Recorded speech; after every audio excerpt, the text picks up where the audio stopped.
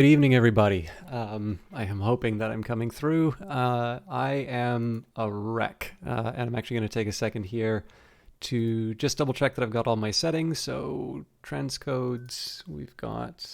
Oh, lovely. Some of you are responding to the news of the stream coming out really quick. Thank you. I will. Okay, let me just make sure everything's up and running. Titles, tags, everything's good. Looks like Twitch has actually introduced a few new features, which is kind of nice. We won't spend too much time discussing those. Oh, there is one thing I forgot to check. I want to load the game reasonably quickly because I know I still have Phantom Brigade on my hard drive and it takes a minute to load. But what I was meaning to check out was... Who on earth is this? Oh, there we go. Yeah, what I wanted to do is check the Brace Yourself Discord just to make sure that there weren't any announcements. So we did the Phantom Brigade devlog. I was meaning to check the Industries of Titan. Last news from Titan was August 3rd. But you know what? I feel like I should be checking out Industries of Titan reasonably soon because I'm going to guess that the experimental branch has probably got some stuff in it. Anyways, we are good to go. There's no news. We are also incidentally playing on the experimental branch for Phantom Brigade, if that matters to you. I've been meaning to do this for the Brace Yourself games for a while because, like... Earlier on in development, I'm sometimes a little conscious of the fact that an experimental build might have more crashes, which makes the game seem a little bit more low rent than that is intended. And half the time, it could even be a problem on my end, right? Because I am playing on a bit of an older computer now, and I've noticed the biggest thing is whenever if I open Chrome, then that kind of starts a counter where my memory gets filled up. Now, I have quite a bit of RAM, so that happens over the course of a couple of days. But if I don't check that and I go live, then there really will be problems. So in any case, I kind of resisted the experimental branches for a while, but I also sort of thought it would be nice to show the new things in the game. And it would also be a little bit better for me giving feedback, although I'm really bad at giving feedback. And so, bear that in mind. Like if you're making a buying decision on the game, first of all, as always, I have been given a key from Brace Yourself Games. I'm very grateful for that because I suspect I'm not exactly going to be covering their costs of development in terms of the number of people I bring in. But I do hope a few of you have discovered this game and do wind up picking it up as a result because I would really like to do my best to support it. But early access. Welcome to the Brigade. We're excited for you to experience Phantom Brigade and to have your help shaping its development during its early access period. During the course of development, some aspects of the game might feel rough, sparse, or buggy. Every month we'll release a major update which will bring bug fixes, new features, and quality of life improvements for players.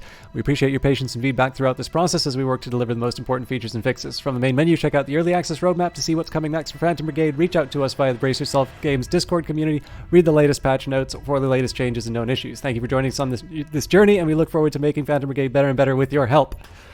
Seizure warning. A very small percentage of people may experience a seizure when exposed to certain visual images, including flashing lights or visual patterns. These seizures may have a variety of symptoms, including lightheadedness, altered vision, eye or face twitching, jerking or shaking of arms or legs, disorientation, confusion, or momentary loss of awareness. Immediately stop playing and consult a doctor if you experience any of these symptoms. If you or any of your relatives have a history of seizures or epilepsy, it is recommended that you consult a doctor before playing. So, as I was saying, I think it is true for any broadcaster, but certainly true for me.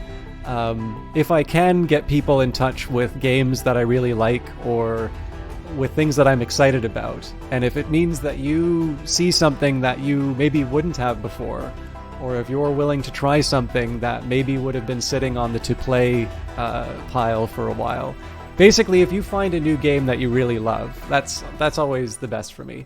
There's always that side, presumably if developers that I like continue to do well, then that means more games that I like and more content for me to broadcast. And again, like I said, I was given the key from Brace Yourself. But I do think they're a very admirable company, a very interesting company, too. I actually also learned that Kid Fox now has 4-day weeks, which I was a bit I was a bit surprised, or not surprised by, but now that's two wonderful Canadian developers with very admirable people at them that I know of that are doing 4-day work weeks. Should talk to my boss. But yeah, anyways, as with everything, right? If you want to support something, always, paying for it is a good way of doing it. But not everyone has the money. Everybody, there's lots of people with demands, and all of them can't necessarily be met. In the end, as much as I really want to see developers do well, the best I can do is get that word out. It's a little bit like any advertising. Like every time a Ford truck gets advertised on, Twitch for me, that's their marketing budget being misallocated, because it's nothing against Ford, but I'm not going to buy a truck. I would have to have quite a significant change in my circumstances to wind up buying a truck. But there are two halves to it, and it's one of the reasons why I actually kind of like taking the time talking about the disclosure as far as the keys and the the reviews. One, it's an obligation, but it's a two-way street, which is, number one, I do hope that I am giving as good as I'm getting in terms of being given access to these wonderful games. But it's also a chance to say thank you, because obviously these broadcasts don't happen if I don't have games that I like, and I have a reasonably large Steam library, so I'm going to be able to broadcast things, but there are some games that fit better than others, and I hope it would be fair to say that I both really like Brace Yourself games, and I think my enthusiasm for them come across. And so with that in mind, while I certainly hope that I'm doing something of value for Brace Yourself, I also want to take that minute to acknowledge the fact that I've been allowed to play this stuff, and to do so as part of their overall promotion efforts. With that in mind, we will now load in. So with that in mind as well, I actually think it's now been over a month, well over a month, sorry, since we've done Industries of Titan, and I really, really like that game too. So I think what we're going to do, I don't have an exact date for it, but I'm going to need to sort of figure out where I stand on that game. So if Phantom Brigade goes away for a little bit, it's only going to be because I'm trying to hit the right balance. Now, I think, were we going to go for the... I'm sorry, I've got a message coming in.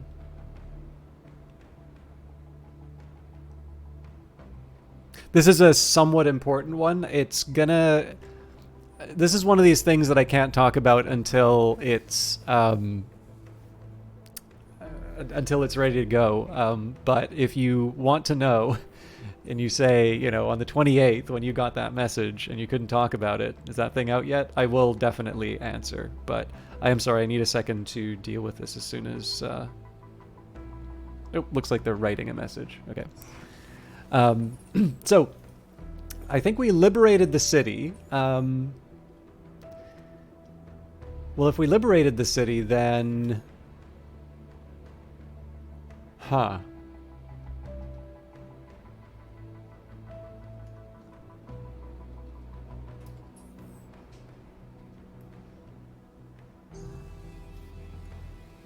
I don't quite understand what's going on there. Okay, we've got a delivering mail mission. It is kind of tempting to do because it gives me a chance to sort of build some stuff, but I think I'd prefer to sort of press the advantage. So here's what I'm going to do. I'm going to head out. We'll get what we can out of the stealth. Oh, that's a reinforced convoy. Okay. I really messed that up.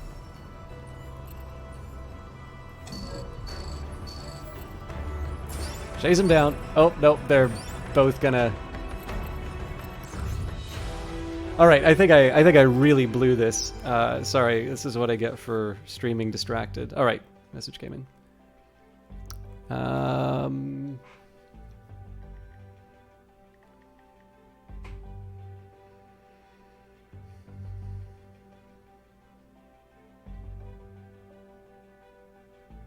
The one thing I can say is I'm commissioning something for something that I need to submit, And so I want to make sure that the turnaround will be fast enough, because the last thing I want to do is throw someone off the... Oh, come on. Gee.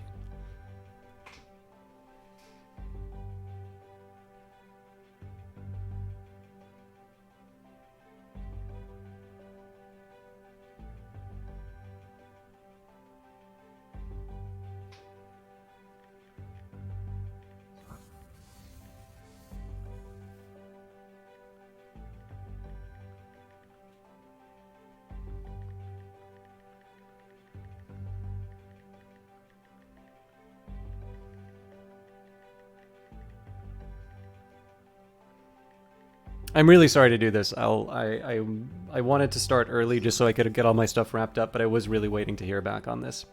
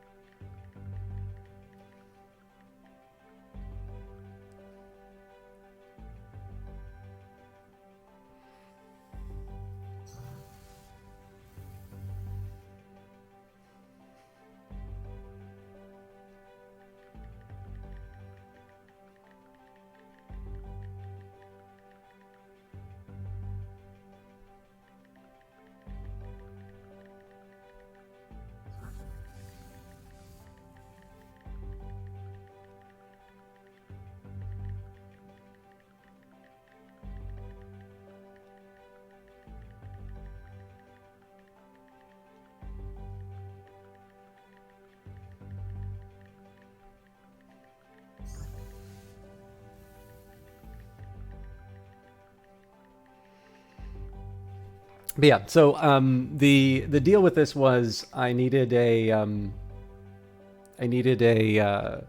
there's something that someone had done for me earlier, which I thought would be appropriate for. And again, I'm sorry to do this in silence. Just it's better to just keep focused, as you can see from this mission. So just for the benefit, actually, I probably should also be explaining why I'm a mess today and why I'm starting early. But first of all, someone had done something for me earlier, and I thought it fit quite well, but it would feel a little wrong to just take this thing that they sort of did as a nice thing that I technically don't have rights for something that's going to be going into, that's an input to something else. I just sort of feel it's better to make sure that the rights and such are clearly established. Plus, it's nice to support people. I honestly, there's this side of me that wishes I was independently wealthy, so I could just commission all of my friends to do these wonderful things. But yeah.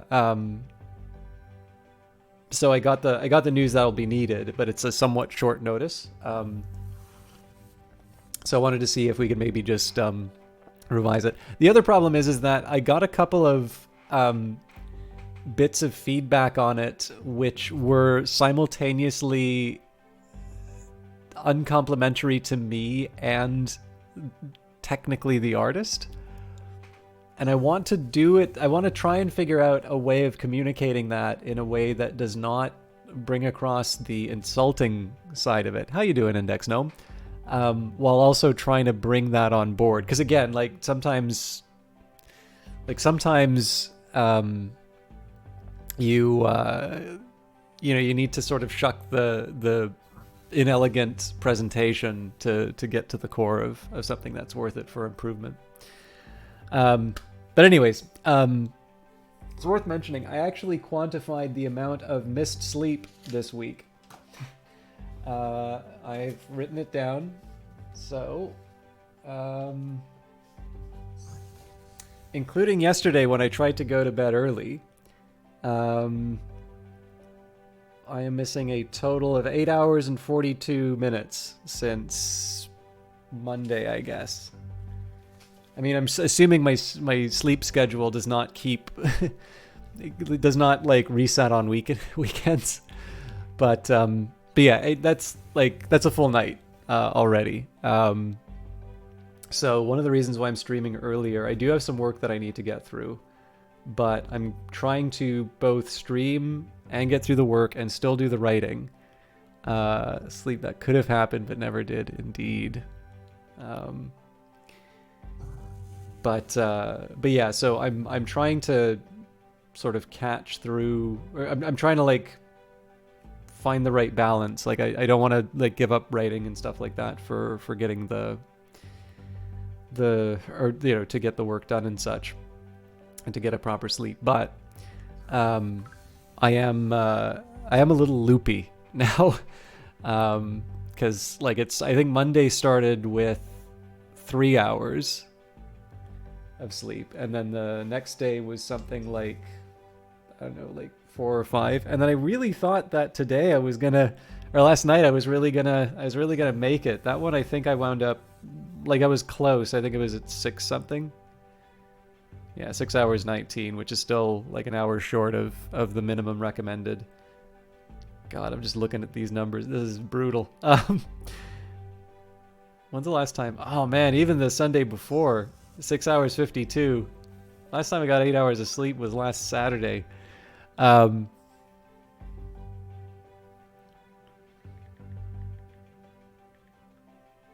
yeah, anyways, so on top of being easily distracted, I am a bit of a I kind of know how I get when I'm like this, and one of the consequences is to be a little more chatty. But yeah, so the catch is I am going to try and do like a full stream, and I notice with Phantom Brigade in particular, this is one of the ones where I wind up streaming a bit later. But I'm going to how do I put it? I'm going to put I'll put the time in to do a good stream. I'll do my best, and then if I have to end earlier than the time I usually end, but I've still done like a full broadcast, I'll feel okay about that. I am also allowing myself to end a little bit earlier, but that's the context. I will try to be back for Friday, even though it's a holiday, hopefully a little bit better rested. I know tomorrow I actually need to be in the office, but yeah, I don't know. I think probably just going to bed very, very early tonight is the best thing I can do. And if it just means that I get into the office early tomorrow, I suppose, then I can do an early night Thursday. But it'd be nice to like be up late again.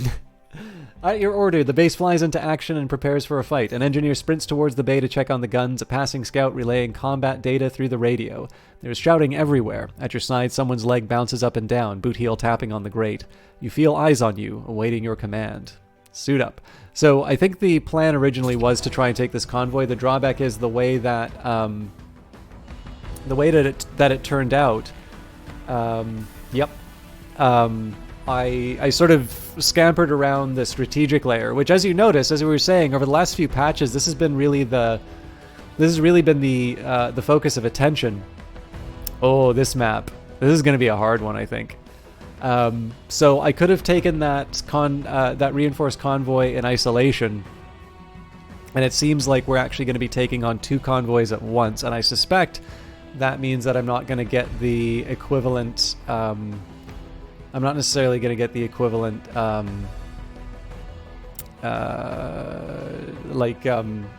don't know, points, the momentum on the fight. But there's a few things that we can do for this. So it's a raid mission. We're definitely going to have to fight hard to get the parts that we need. But I'm thinking we run in fast. We kind of need to move like a little bit of a horseshoe like this. One day I'll play this game. Looking forward to testing it out. If you're not in the Discord index now, I think I've mentioned this like every single stream. But if you're not in the Discord, I recommend going in it because they will be doing at least one more Steam playtest. Assuming that, you're not like, you're waiting for Steam. If you're, wanting to play it early in Epic, where you can get it. But I'm trying to do the gospel of the beta. Okay. So we're up against the army with additional units. As you can see, there's a lot of them. Now I don't recall if we did the if we adjusted all of the different mechs with new parts. So I'm going to take a very quick look through my options. Looks like we haven't. So the Arrow has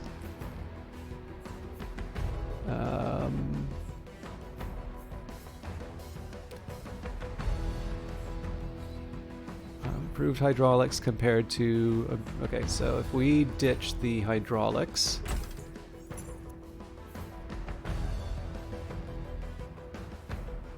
Okay, so I think these arrow legs are worth it.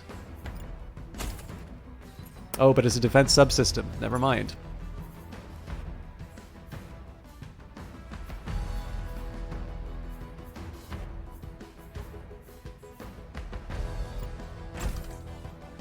Nope. Nope. I've really gone and done it now.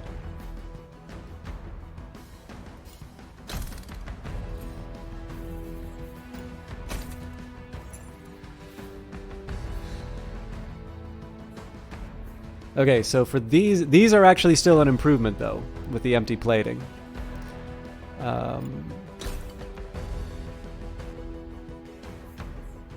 So last thing I'll do is I'll strip the empty plating because it may be something we want to consider. Okay, so my old Nox legs without the hydraulics.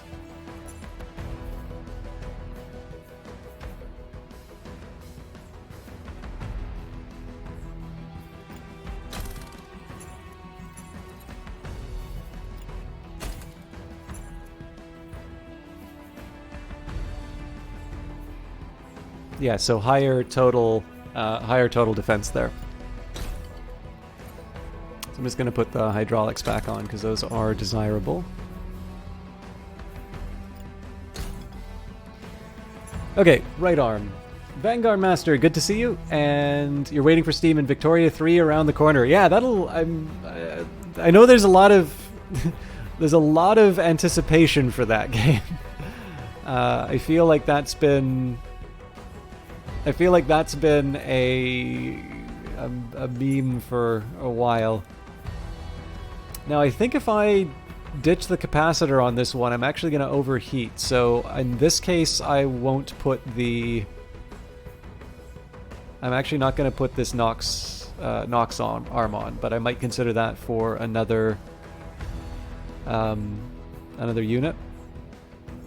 Finally, the right slot, unless we've got a better weapon, we're good to go on the wind. So 7.3. Do we do the Gustav or the Ranger next?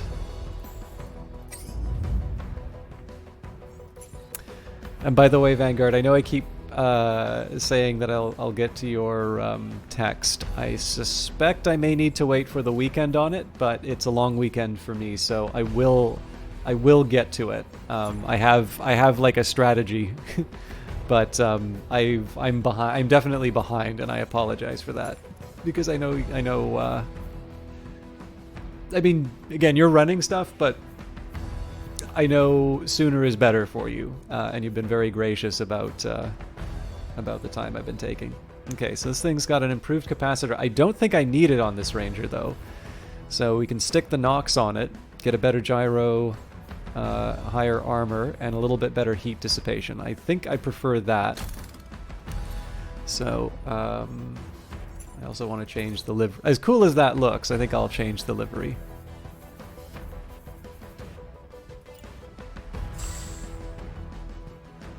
I have a feeling you won't like Victoria, but kind of have to give it a go. Yeah, I mean, it's like... It seems very much like my kind of game. I will confess I tried Victoria 2 and it didn't speak to me. Like, so the funny thing, like, actually I can say this a little bit like Hearts of Iron. Like, Hearts of Iron, I've got a lot of time into it, but I feel like I've not really... I don't really feel like I've connected with the game. Like, I feel like I'm still kind of confined to some very basic problems. And, you know, I'd like to get better, but there's just other stuff that I play that maybe doesn't require that. So inevitably the time in Hearts of Iron is less. And I sort of think that the same could be said for... the same could probably be said for...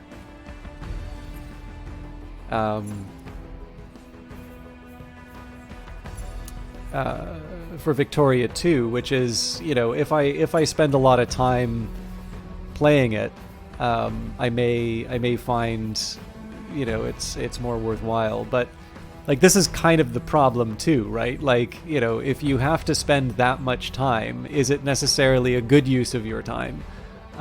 When it comes to complicated games, so the list of complicated games I'd like to get a better understanding of: Terra Invicta, Shadow Empires, Distant Worlds Universe, Command Modern Operations, and I kind of have a handle on Dominions now, but I feel I could get a lot better, and I have a feeling that game is going to be very, very different when, if I play it multiplayer. Actually, High Strategy Urukon is also that's one that seems quite simple, but there's a lot of depth going in there. So, again, like, there's a lot of stuff that sort of can use that, crunching numbers side of my brain. And so, it's one of these things where it's true for Paradox that their games have gotten significantly better in terms of presenting complicated information in a more effective way over time. But in the end, the question kind of is, if you're going to spend some time on a game, does it have to be that one sometimes? So the other games that you liked were Stellaris and CK2, now 3, and you tried a U4, Hearts of Iron, couldn't get behind it. Yeah, a U4 I actually managed to get on top with it. I actually found once I stopped thinking like Crusader Kings 2, I could make more sense of Europa Universalis. But Stellaris has the best newer... Yeah, no, I agree. First and it was my entry to streaming stuff for Paradox, as well as my closing to it, actually. So Stellaris was one of the first games that they gave me for promotional purposes, and actually reasonably well in advance of the release. So it was one of those times when there were like a couple of hundred people in the stream wondering why I'm talking so much. But Stellaris is also the one where I got any, like, so it's the writing's kind of been on the wall, because they've been getting even from like more established and like professional streamers, they've been sort of saying, it's like, yeah, that company's changed quite a bit. And I suspect that they did sort of a review in terms of the keys that they were sending out. Now, there are some people who seem to get like on a whitelist that nobody really knew about, and they're like just always getting a key, so they'll like play it once and then move on. So what I would normally do is I would like email a contact and I'd say, hey, if this is in line with your plans, let me know. And the last that I heard was, okay, yep, contact me after the release, and I will send you a key. So, build out my schedule, get ready to go. I believe I even said on stream I was going to do the new expansion. Time comes, send the email, don't hear back. Send a second email, hey, no, you're probably busy, just following up here. I'd love to cover this if this is still in line with your plans. I think I might even sent a third one just saying is like, I suspect that this, I probably didn't say I suspect this is not accidental, but I just said is like, all right, I'm going to send one final email. I am still interested in covering this. I have had to move to other things for current coverage, but I'm happy to, put this back in the Monday slot if a key is available. And, again, it just kind of got ghosted, which after a couple of years of doing Paradox stuff for a while did not feel great. It's the reason why I'm not doing Paradox stuff on here anymore. But yeah. Actually, Index Gnome, what you're describing there is why I suspect that EU5 is not, like, over the horizon, but I would not be surprised if there is at least kind of a skeleton crew putting together the outlines for EU5.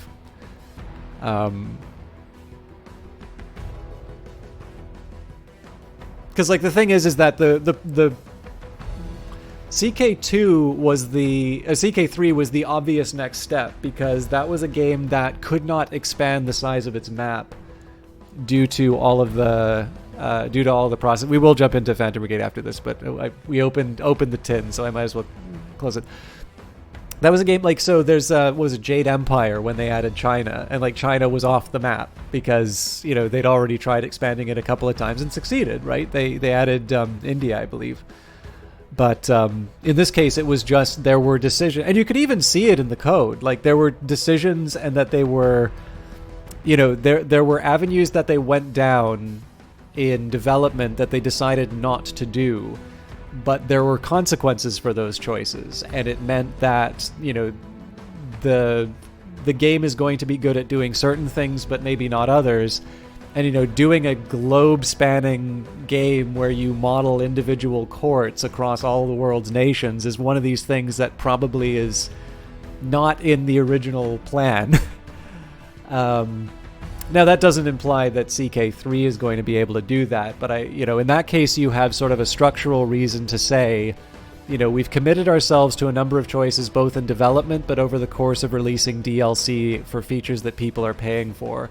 And similar to Europa Universalis 4, it feels kind of like there are a number of corners that they've sort of painted themselves into about how that game works. That because they are part of paid DLC, you can't really remove them, but they probably wouldn't necessarily want to put in the game if they were doing it all over again. So again, like I suspect we're going to see quite a bit of DLC for EU4 still, but I wouldn't be surprised if they. I mean, assuming that they haven't already started EU5 already, I would be surprised if they were doing that while Victoria 3 is being made. But I have a feeling that probably that's the next in line. But who knows, right? Like I'm an outsider. I don't have any insight that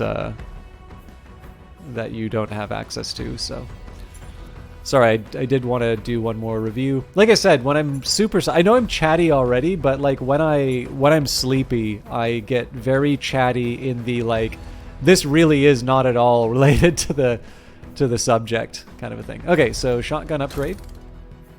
I can't remember if well, it says this was a new one, so we'll give it a shot. I do sort of feel like I should try and abandon the shotgun at some point, and then we had a lower body for this. Now, we're not going to take this one into battle, so maybe I don't want to spend too much time running around with this. So I'm going to try the heavy legs just because this thing's running at 20. Yeah, so that's down to 11. We can't really get away with that. This has higher overall protection.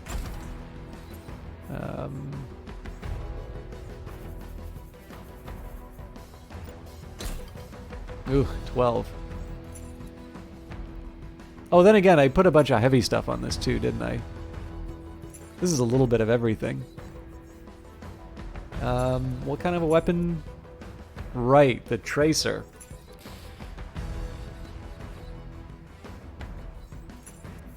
Okay, we'll see if there's any improvements for this mech. If I can get that mass down, all right.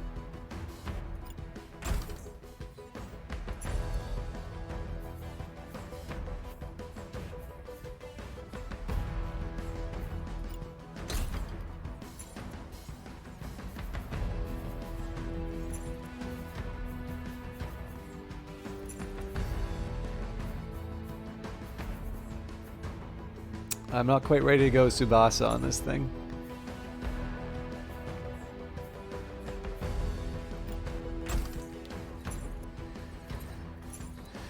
I guess we can put a capacitor on this. Oh, maybe not.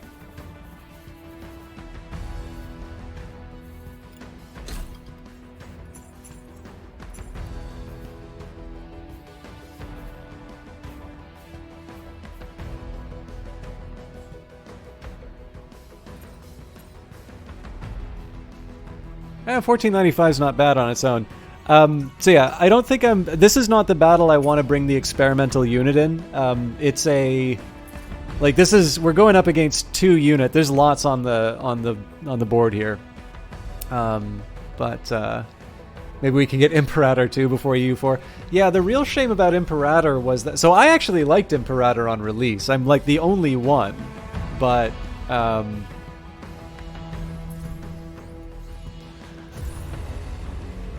the thing that bugs me about that is that they pulled a bunch of people off of development for it, saying that we'd come back after we finish our priorities. That's a lot of guys, but there's also there's a big gun that I want, so we're gonna have to get real clever. It's also worth remembering I don't have the shields on this, so. But yeah, like, it's also clear though, like, between them saying, you know, we're gonna get back to this, and the and what's happening at Paradox now, like it does seem like they're sort of tightening up quite a bit, and so I would not be surprised to find out that you know, while it wasn't their intention at the moment, the game is sort of quietly canceled, or not canceled, but like no longer supported. Okay, so I'm gonna do something a little different in terms of how I do my planning. So one thing's very clear: I got to get my rocket launcher behind a hill, but I'm quite okay with that, to be honest.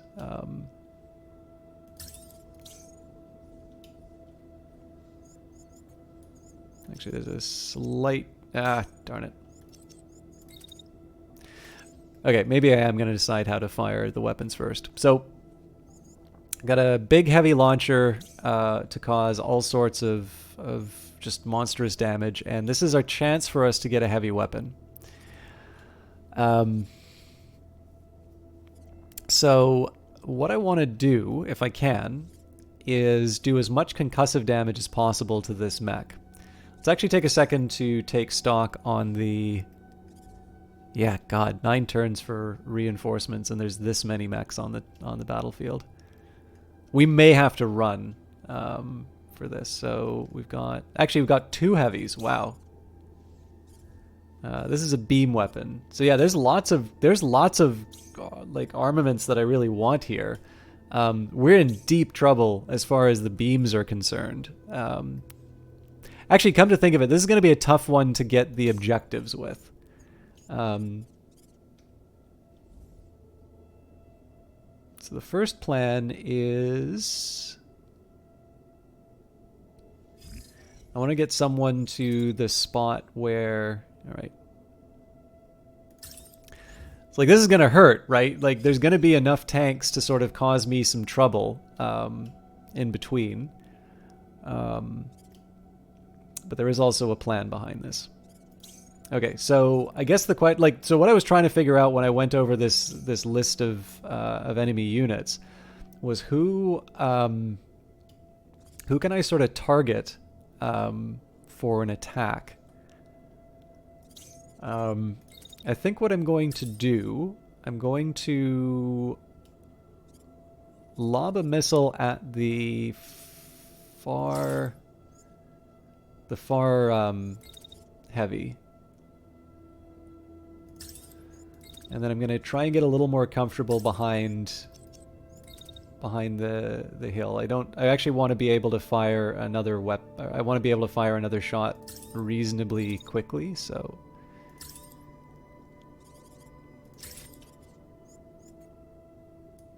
Okay. So basically the question is, how far can I get in the time it takes? There we go. And I don't really think there's any way that I'm going to get hit by the shots, so that's fine. The other thing I want to try and do is figure a good spot for my rail gun. And actually looks like this might be what the doctor ordered, so... I'm going to be sort of a sitting duck, which I'm not crazy about here, but I'm definitely going to have to make some choices on this one. Now, my normal inclination would be to run this melee unit in. The drawback is this shotgun, so...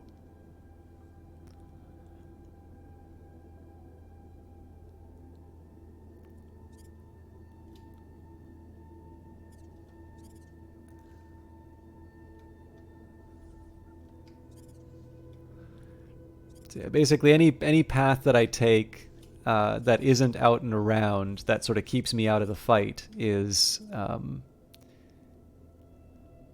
guess, the narrow way I can dodge. You know what? There's a sort of sneaky little thing I can do.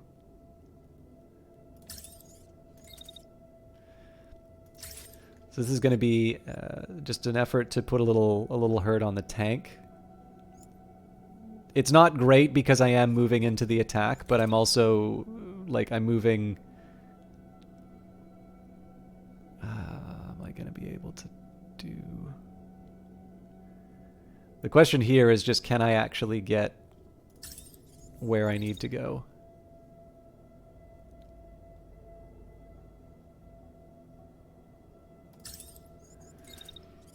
It's like the danger that I'm running into is that I trip over something, and yeah.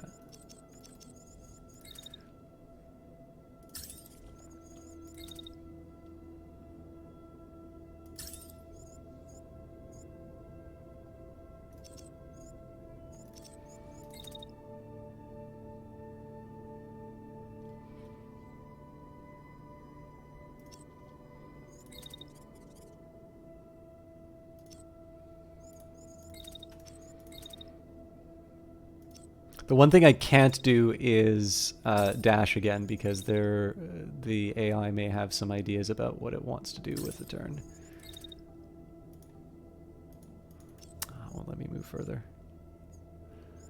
It's a bit of wasted time then.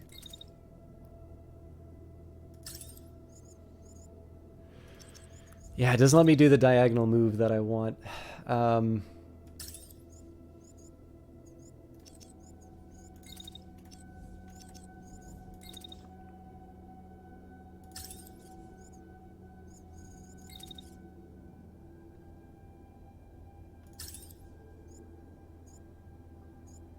Oh, we did it!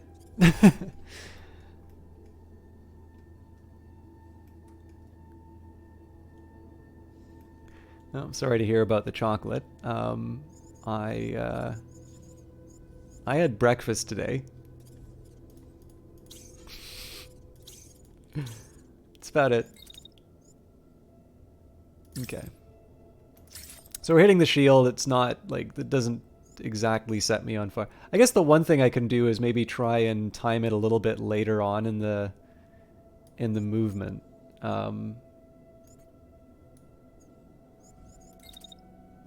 Okay, can I get away with, like, just firing this constantly during the turn?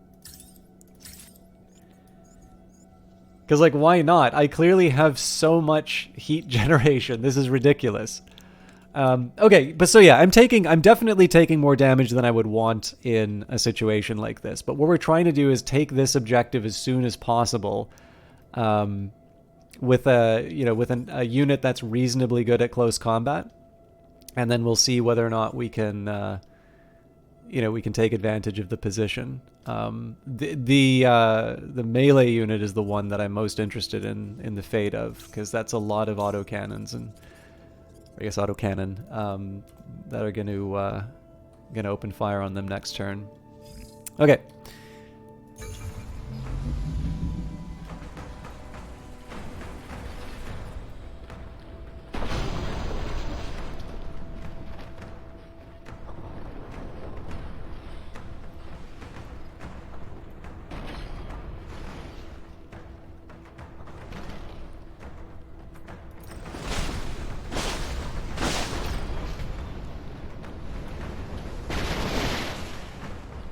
Okay, that's looking good on the pilot HP. Oh no!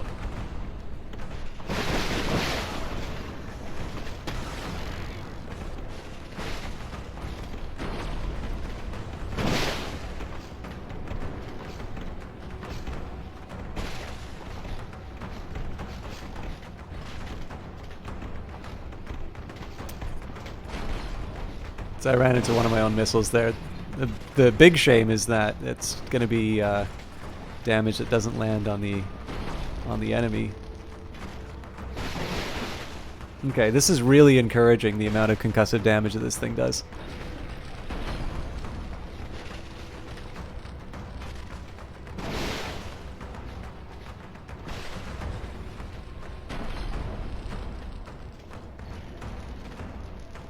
So what's probably going to happen is they're going to beam me on the site. So I'll have some plans on how to deal with that. Wait, did I target the wrong...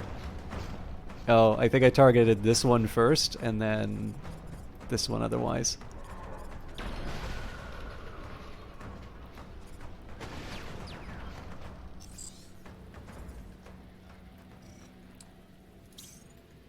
Hey, that was lower body.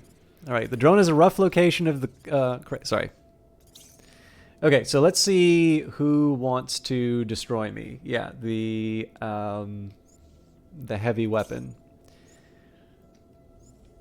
And I honestly don't have that good of a location to run to. Fortunately, they're also very slow to maneuver. So let's just see exactly what is going on here.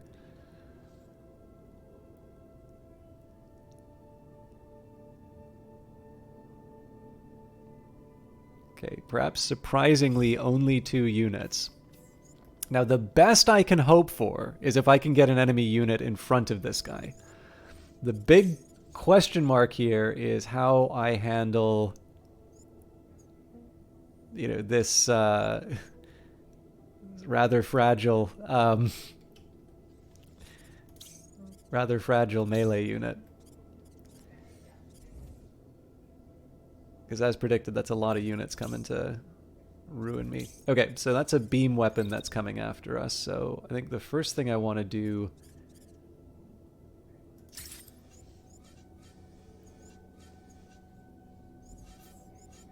This is really as much about just clearing the danger zone as anything. Although I get, I guess, the nice side effect of...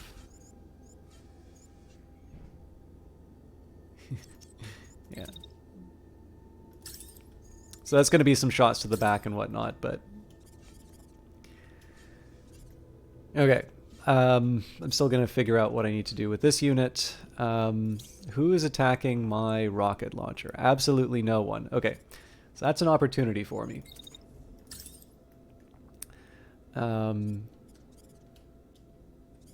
One thing I might want to do is try and consider units that are going to be sort of in the thick of it, because there may be some sort of splash damage.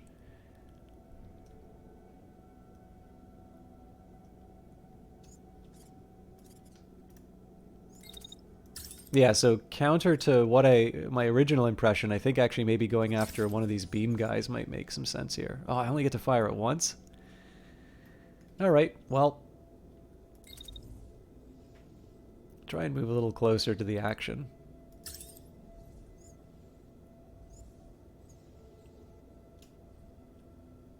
That sounds like, it seems like a really good way to wind up firing that into the side of the hill.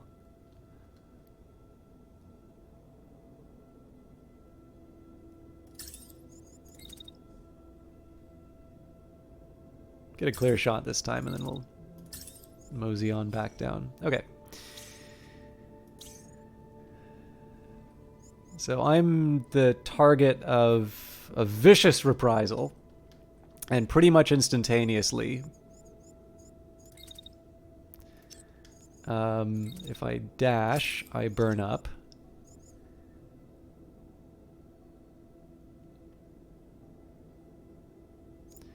I'm gonna kind of have it both ways, because I know the individual shots are not actually that dangerous. It's the collection of them. Yeah, I like the way that I'm moving on that, actually.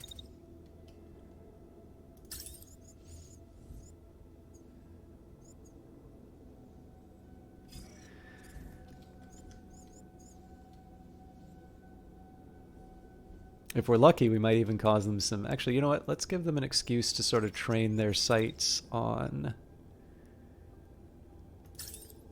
They're probably too low for that to matter, I suppose. Yeah, so I expect this unit is going to take some damage, but the question is whether or not it's enough to do me in. Okay, so this is the real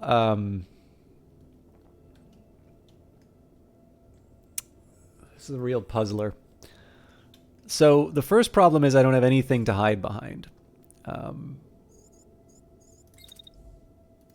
Now, one option I have is just to sort of dash for days, because I seem to have almost unlimited heat capacity.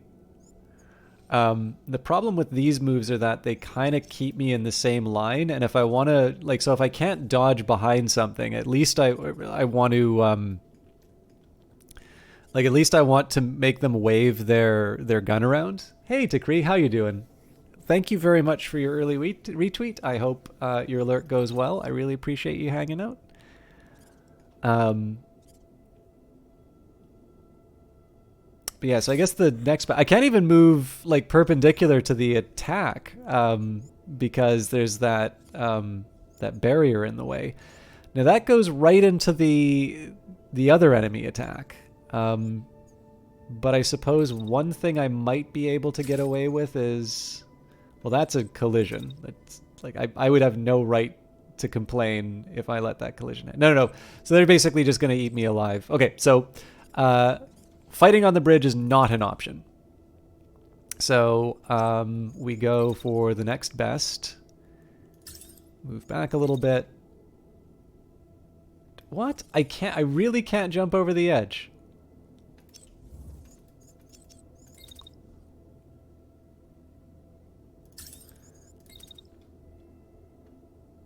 All right, that's more like it.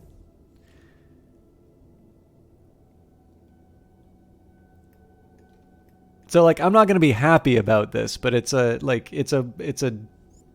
path.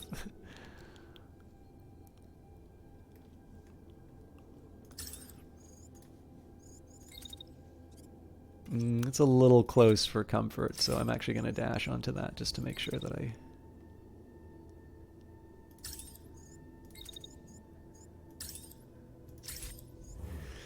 Okay, so, like, the insanity behind this is just that I want to have one of my units in the area, and the only people who are capable of getting to this spot who aren't under attack... Well, sorry, this is the unit, weirdly enough, this is the unit that's in the least amount of danger. Actually, is that entirely true? I'm going to try one more thing. If I just waltzed over... Yeah, I don't move fast enough, so just gonna sit on my hill, fire my rockets, call it a day. Okay, I am definitely interested in seeing how a couple of these things turn out, so...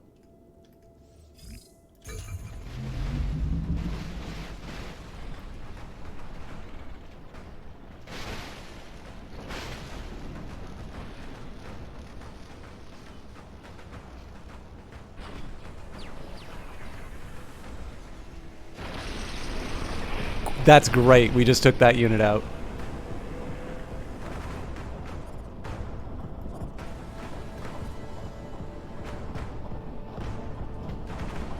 I love how those things look in the background.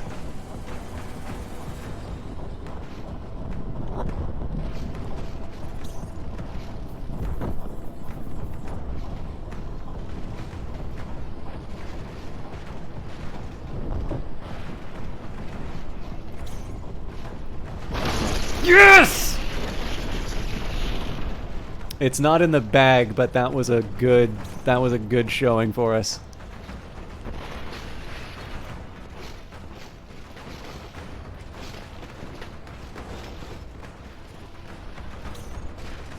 But we lost one of our pilots to concussion.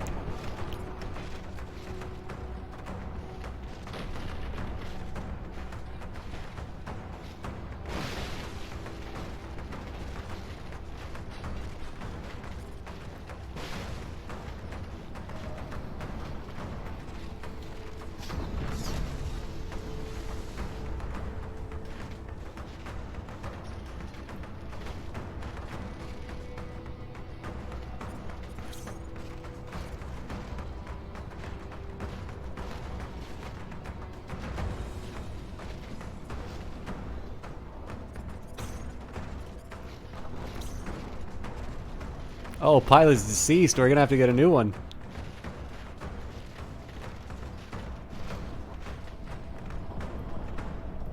It's a stationary target. Do you mean to tell me you really can't hit all of them?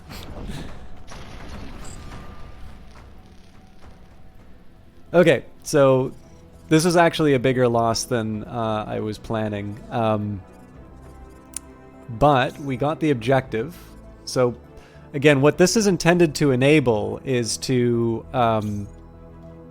take the loot and run. Because remember, enemy reinforcements show up in 7 turns. There's no way we're going to be able to deal with all of them in time. So, I'm clearly committed to this unit. There might be some interesting ways I can make it all work. Okay, so they're gonna draw their attention towards me. So what I want to try and do here is, this is such a dangerous way of doing this, but like basically, oh, I gotta get a little fancy at the start.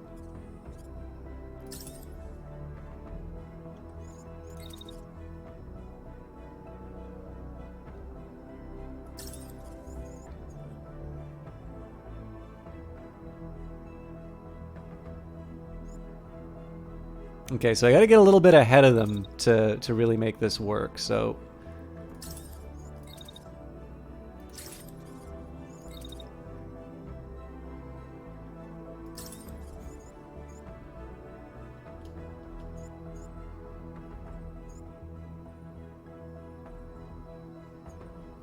Now, I wanted it to work, but it won't, so...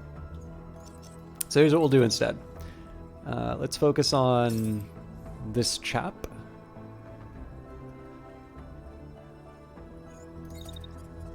Okay, so I'm reasonably healthy with this unit. I am going to take a little bit of damage to deal with it. I'm actually just going to hide. Okay, now my melee unit. Remembering that my right arm is pretty much dead. The big question, though, is there anybody attacking them that can credibly damage them for... Well, I guess I kind of need to worry about 2 turns. This is actually a legitimate worry. Not this one, the beam here, because I don't know what the range of the beam is.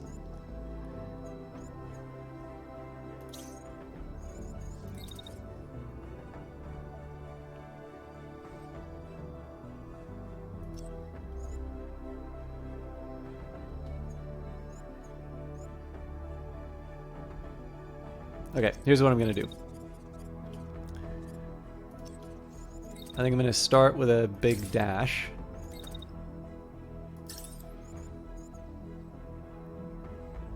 So that basically neutralizes the beam. Unfortunately, it also... well, hang on. Maybe I don't need to get that clever about it. So if I just went on the offensive... Well, no, that doesn't work because then I don't have an escape. Okay, so if I waited for a bit...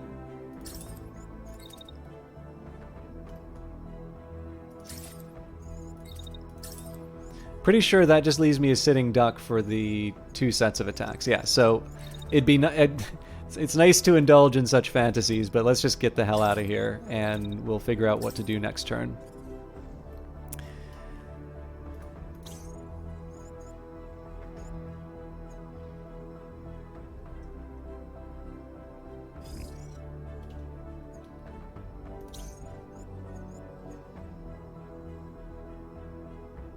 Okay, now there's not a lot of stuff threatening my missile launcher right now, but that is going to change.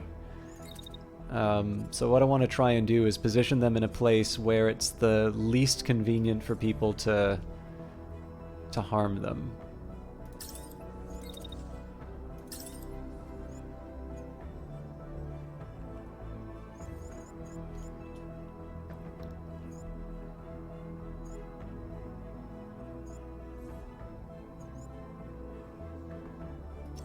I am, however, going to pause to do damage when I can.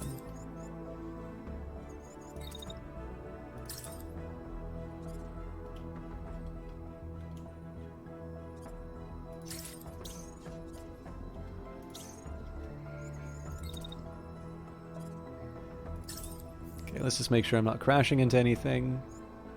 No, looks good. So yeah, I think there's going to be a pretty big it's going to be a pretty big price to pay for this unit next turn, but it's what I got. The one thing I don't like about this turn is I'm not very aggressive right now, but again, we're seeing if we can sneak out the goodies.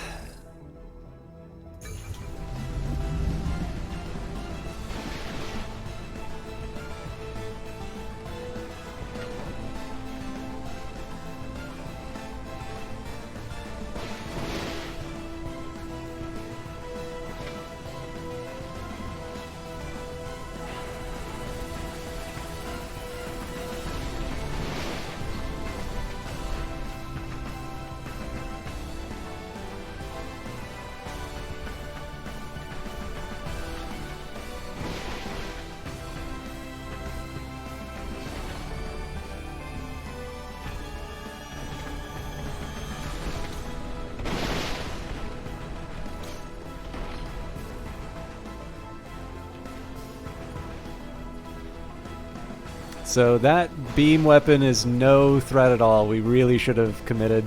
Oh well.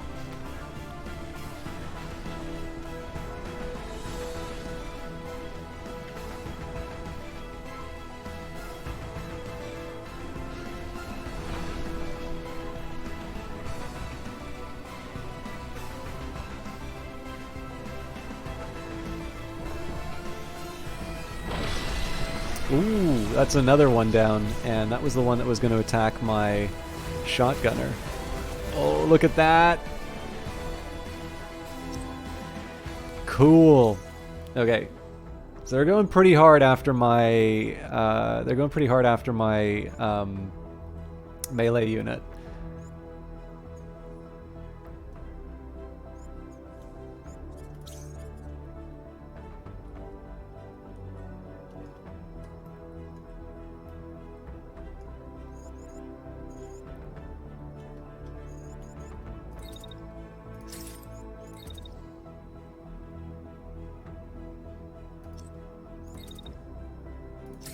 So I have to end the turn for that to be valid. But I figure what I can do is run off. You know what? I kind of hate that I'm being reckless with this unit.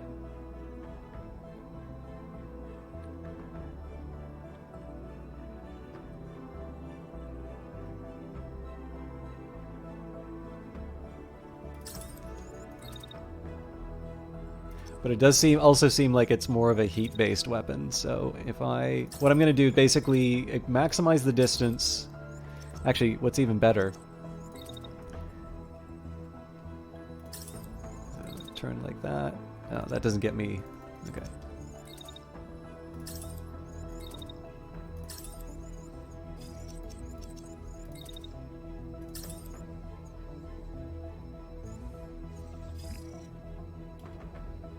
This may not be the smartest choice. Again, 86, and I lose 2 really important pieces of gear. But I'm also looking at the range on this thing, right? So, like, I don't know. Get some distances.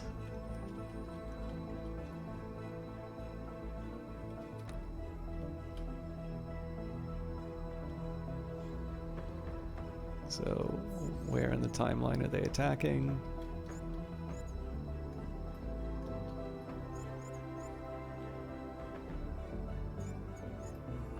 Yeah, so I mean, like, we're right on the edge. It depends whether or not visually it's showing all of the areas that it can do the damage or not. But, like, what else are you gonna do, right? You have to make a choice. So now, interestingly enough, my my missile launcher kind of seems to be ignored right now. So that works for me. I'm happy to just keep lobbing things at people. And this is obviously public enemy number 1 now.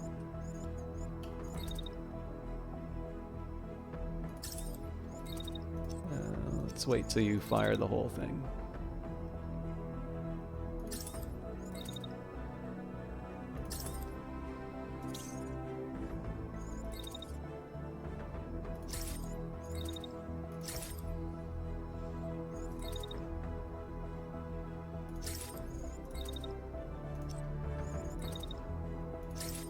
I cannot believe I have that much jump. Anyways, the intention here is just to give this guy something to think about. Alright. Again, this is one that I have to do slow-mo because there could be some consequences. I'll maybe start with a bit of... Okay, that's not encouraging. I don't know where that damage came from. Fortunately, it's barrier, but still.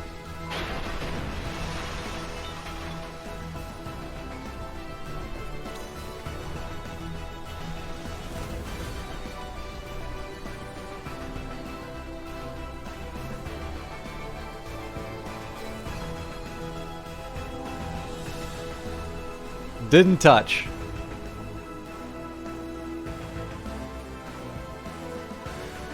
That's great. So it basically means whatever unit this guy doesn't attack next turn is going to be the one to take the objective.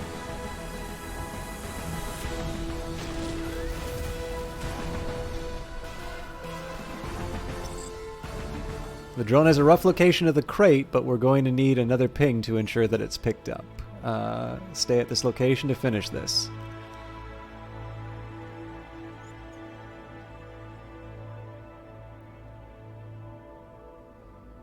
Oh, this is where it gets interesting. So that shotgunner is definitely going to be something that causes me trouble. Okay. Well, it's really... There's one thing that's very plain, and that is there is no possible way that this melee unit is going to be able to sustain the location. Now what I need to kind of do here is get a little clever about how to use them, because they can actually be a good offensive unit with the right placement. I think this one just has to be about positioning. Actually, I'm a little worried about that placement, so maybe we...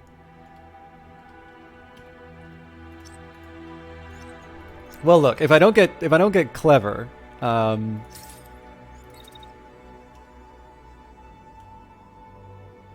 I can just go around the edge. Yeah, you know what? Not getting clever right now is probably closer to what I need.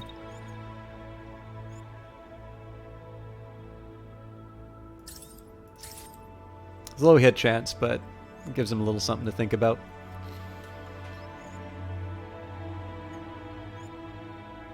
That has to count. If we don't count as getting that next turn, I'm going to be very sad. Okay. Usual story here. So there is a unit that's actually in a position to kind of threaten me. But I'm going to do the usual routine. In fact, even if I take some damage, I think it's worth trying to provide some assistance. It may be better for me to go after the shotgunner, but I want to focus down on the beam, which is the bigger threat. But yeah, assuming that we get the objective, the question is, it's really more about getting the team out on time.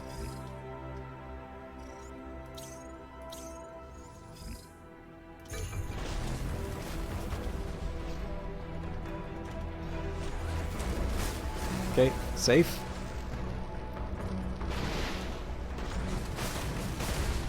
Man, that thing is devastating on the concussive damage.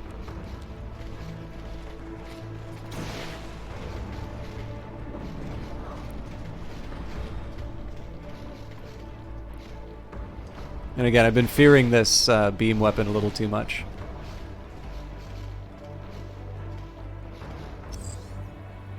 Alright, crate is locked on. Our drone has the cords. Should be descending any second now.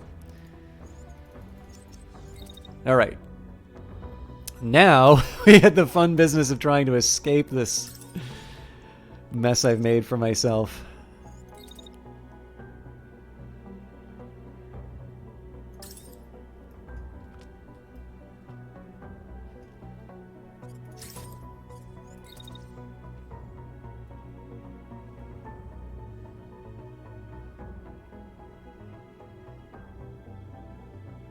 Okay, so one important factor is whether or not they can shoot and hit me with that heavy weapon.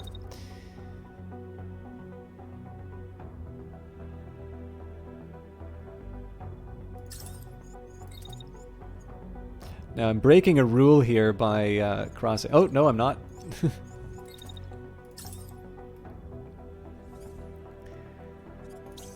Okay, looks... Oh, it looked like they were dashing.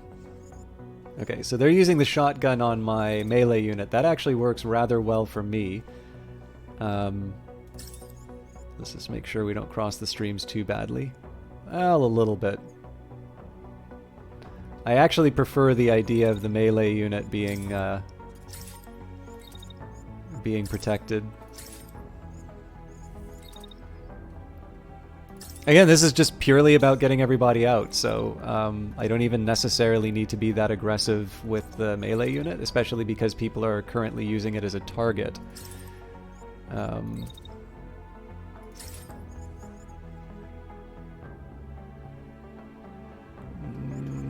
That's not great, but I think if I walk it, it's worse. Yeah. So my other alternative is I dash once, dash twice, and then walk it. Oh wow, we clear that entirely. Okay, yeah.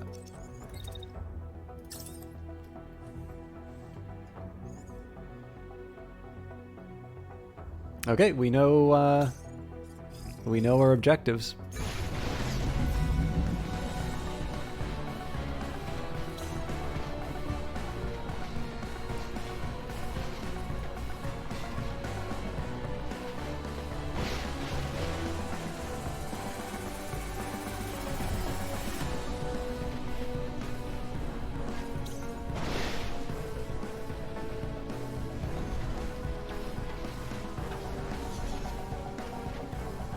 I bet this looks really cool if the drone's extracting in the background while we...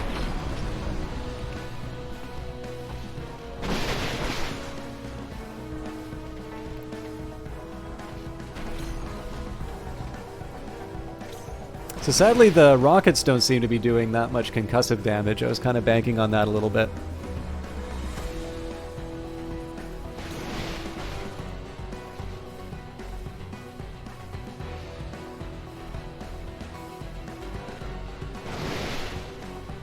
We're definitely going to win this duel.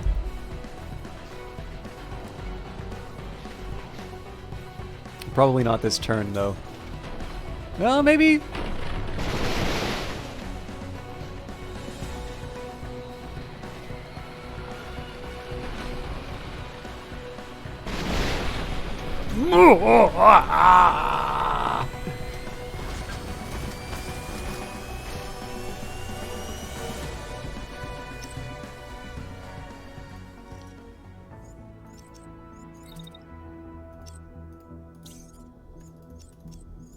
Okay. We know what to do. Well done, soldier. Get out of there. This unit I might keep on the battlefield for a bit. They're offering some rather important support. Okay, so realistically, what are we looking at here? There is... Well... There's the possibility we KO them, or we don't KO them, but we take out their arm. This is pretty much a fresh heavy. Okay, I know how I'm playing this.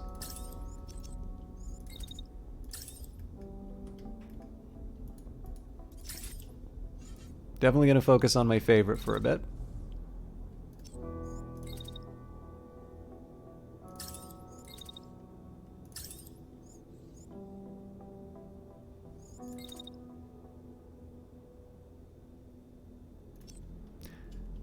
So I pretty much have my escape route, but it's important that the shotgunner be a little bit closer to the position than they are right now. The other catch is, though, that... Well, no, you know what? They just pretty much opened up the gateway for me, so...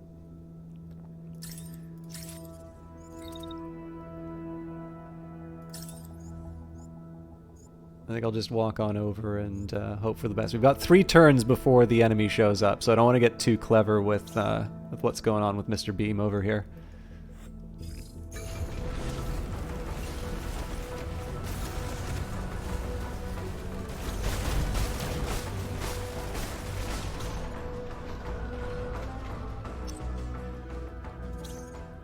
Okay, they're ejecting, so that's good. Looks like we did get the weapon after all. So now the question is... What? No, sorry. It's like, why'd the heavy... The heavy was really, really not feeling confident in their ability to pull this thing off. Okay, yeah, so we do have the potential of actually getting a win on this unit too. Now again, 2 turns, we're not going to clear everything off the battlefield. So any plans of taking out the bad guys with 3 units, that's completely out of the realm of possibility. But we can still organize things in such a way that we maximize our effort. More importantly, the more heat I keep off of the launcher, the better off I am. So I think what we do here is we head back. Oop.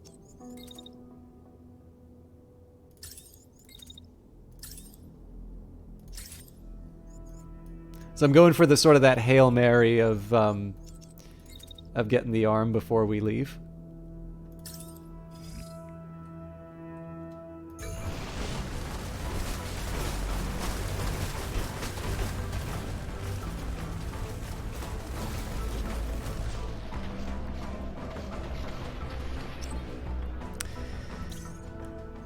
Okay, so you gotta retreat right away.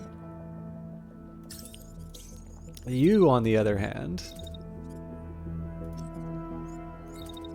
are gonna give some goodbye gifts. And honestly, at this point, the heat damage doesn't matter.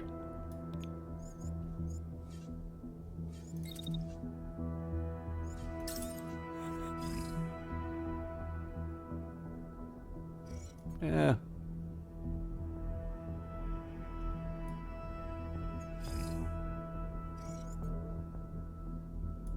There's no point in doing that last one. So either these are going to land or they're not. Well, I guess there's a set that I'm... Yeah, you know what? Let's not get clever.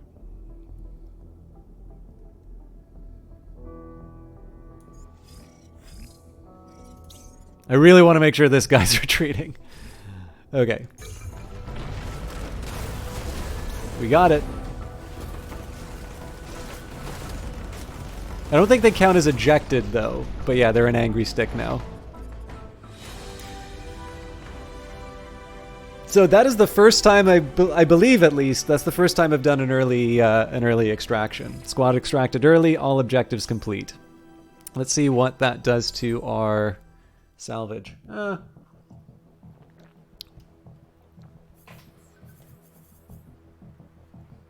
So the tricky part here, my usual move would be to load up on the rare stuff, right?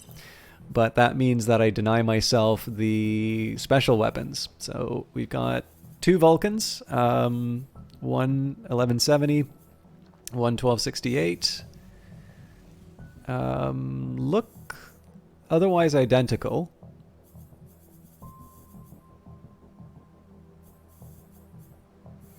So yeah, I'm going to pick up I feel like I should have at least 1 heavy in the arsenal. And clearly we'll go for the 1268.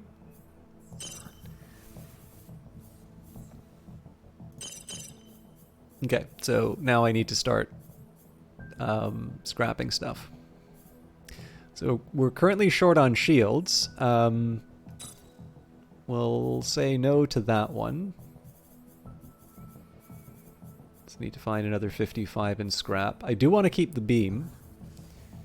Actually, we've got 2 beams, so 49 and 65. Okay, so that one's out.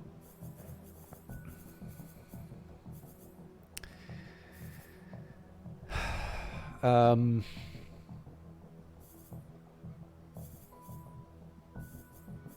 genuinely not sure which of these 2 is better for me to have as scrap. I actually don't think this shotgun's going to do that much, so can I... Yeah, I can. Okay. But maybe I want to keep the... No. So again, this is one of the cases where I'd be a little bit happier if I could see what I've currently got equipped. But of course, the last time I did that, they wiped out my squad. So we're never going to write down our loadouts for fear of being humbled by the game again.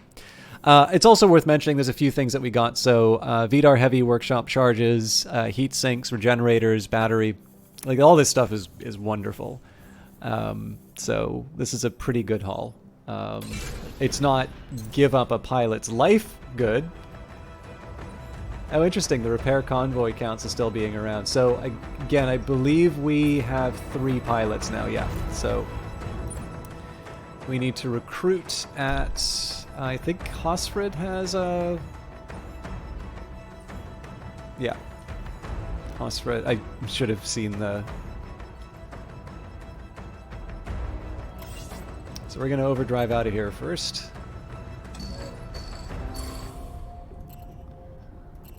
Stealth where we can.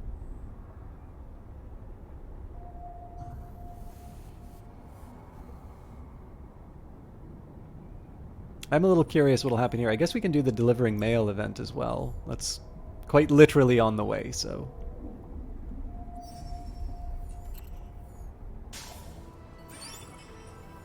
Alright, didn't work exactly, but...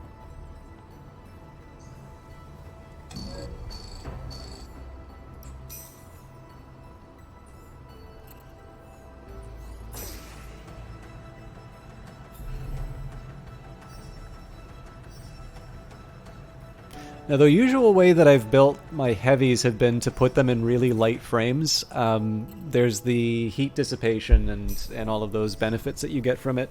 Also, the heavy weapons just take so much effort to move. But we'll see. I mean, I have a feeling it's gonna take a while before I can work out exactly what the ideal heavy looks like. Signed and stamped, you send a scout into the town's post office with the container of mail tucked in her arm. When she returns, her expression is mildly confused. Oh, it's nothing, she says, glancing back at the direction she came. Just a mail run, right? I guess I'm just not used to things being so simple. I didn't even get shot at. One of your mechanics snorts. Careful, day's not over yet. She laughs and shrugs it off, and you give the signal to get moving. Alright, back to this resupply point. So just, if it's not clear, the reason I'm doing this is because of the lost pilot. If I didn't lose a pilot, I wouldn't. I think even with the knocked out pilot, we probably would have had to go back to the resupply point for another, just to be able to, like, have them fighting ready. But it's a moot point just because they got completely ripped to shreds once the heavy locked onto them. Okay, so... Starting recruitment, would you like to proceed with pilot recruitment? The process will take time and the base will not be able to move for its duration. Okay, and I don't get the option to rest and resupply. I might actually just... Oh, it's 200 supplies. Okay, well, that was the priority, so let's see if we can work out any of our other... Okay, smoke charges. I really want parallel printing and experimental assembly, though, so we are going to save our scrap. Well, I can probably generate some more by messing with my inventory, but I've got mechs to build, so let's wait till we're on a little bit more of a level playing field. We're doing okay in Bjorn. Remembering, like, we started, so the very first battle that we started with in this region was the one that wiped out the old squad. So we've been able to maintain 100 home guard strength to their 45 and reconstitute the brigade. So I'd say that's a pretty decent... Oh. Let me help. Wherever you are taking me, I can be of more help here. Sure, stay on the base and help us out. You can act as a double agent, or no way we're letting you go. Let's... I mean, they left the enemy army because they didn't want to do the things that they were being ordered to do, so making them operate as a double agent seems like a way that, I don't know, I feel like that's just putting them in a situation. So, like, there's two, I'm probably taking a negative view of what this event would be, but like I'm saying is like, okay, as a double agent, I'm putting them in the very thing that they wanted to leave. So, you know, the question is does this person have what it takes to be able to manage the mission? Alternatively, we could say stay on the base and help us out. Well, it's like, well, this is someone who's already sort of betrayed someone once, right? So maybe we don't want them running around. But yeah, we'll stay on the base and help us out.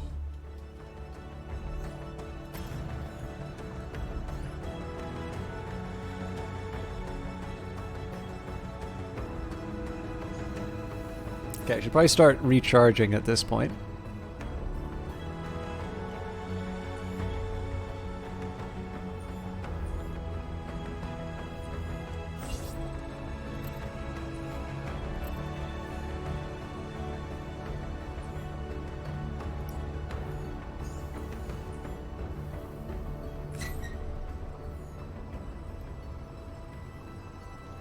There are a number of things that I would like to do. I think we get a rain mission against this farm, though. So I think at this point I just kind of need to clear out the region before I start targeting specific things. Okay, we're gonna go stealth because that might give. Well, I think the reinforced convoy is gonna wind up helping no matter what. At your order, the base flies into action and prepares for a fight. An engineer sprints towards the bay to check out the guns, a passing scout relaying combat data through the radio. There's shouting everywhere. At your side, someone's leg bounces up and down, boot heel tapping on the grate. You feel eyes on you, awaiting your command.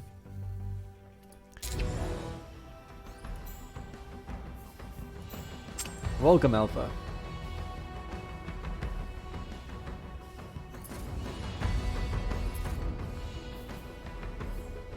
Okay. There's actually a few things that could improve the wind, potentially.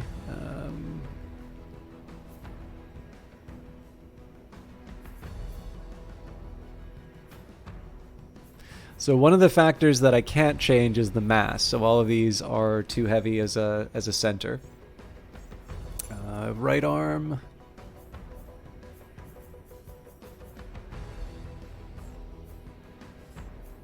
It's a very, very slight improvement, but I lose the capacitor.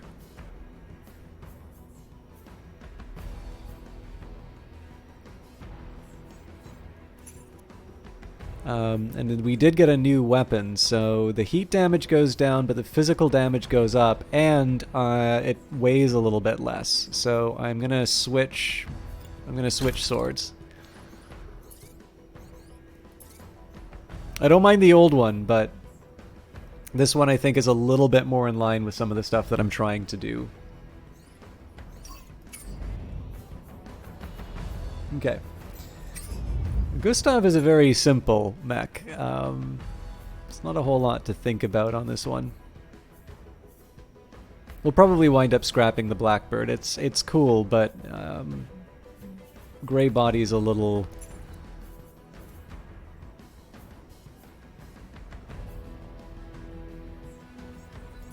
light for my interests.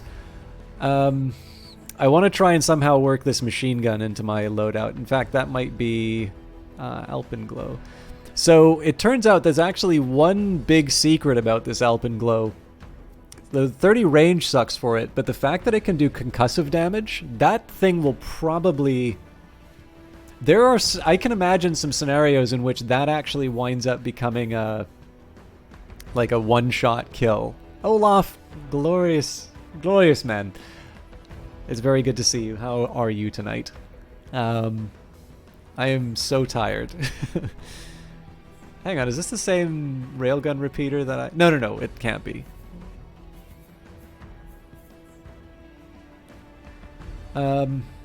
Yeah, so I'm okay using this as an artillery piece again. Now there is a question about the Ranger. That head always looks so silly. But it is the arrowhead, so you know, like the Nox might look a little fancier, but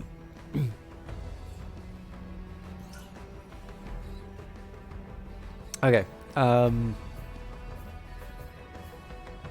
This is even on mass, same integrity, but less on barrier, which is probably why I went for this arrow body. I've really need to get back on track with sleep, and I'm really stressed out about work lately. But I am playing Phantom Brigade, which is really good stuff. So I am happy about that. And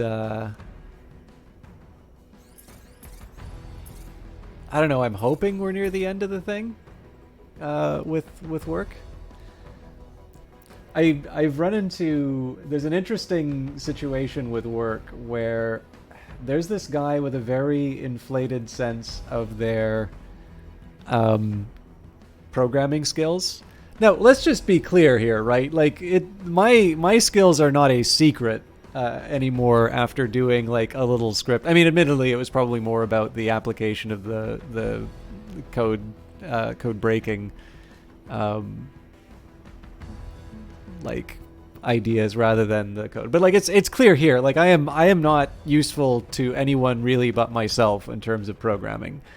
But like it is one of these things, right, where at least kind of you know where you stand. But this guy, what I would notice is that they would have very strong opinions on things, and they would spend a lot of time like persuading people, particularly persuading people in authority who don't really know a lot about technology, that not only was their way the only right way, but that it was in fact so new and innovative. And this is I think the real genius of this approach, and that in fact it was so new and innovative that it couldn't be compared to any of the existing stuff that we do.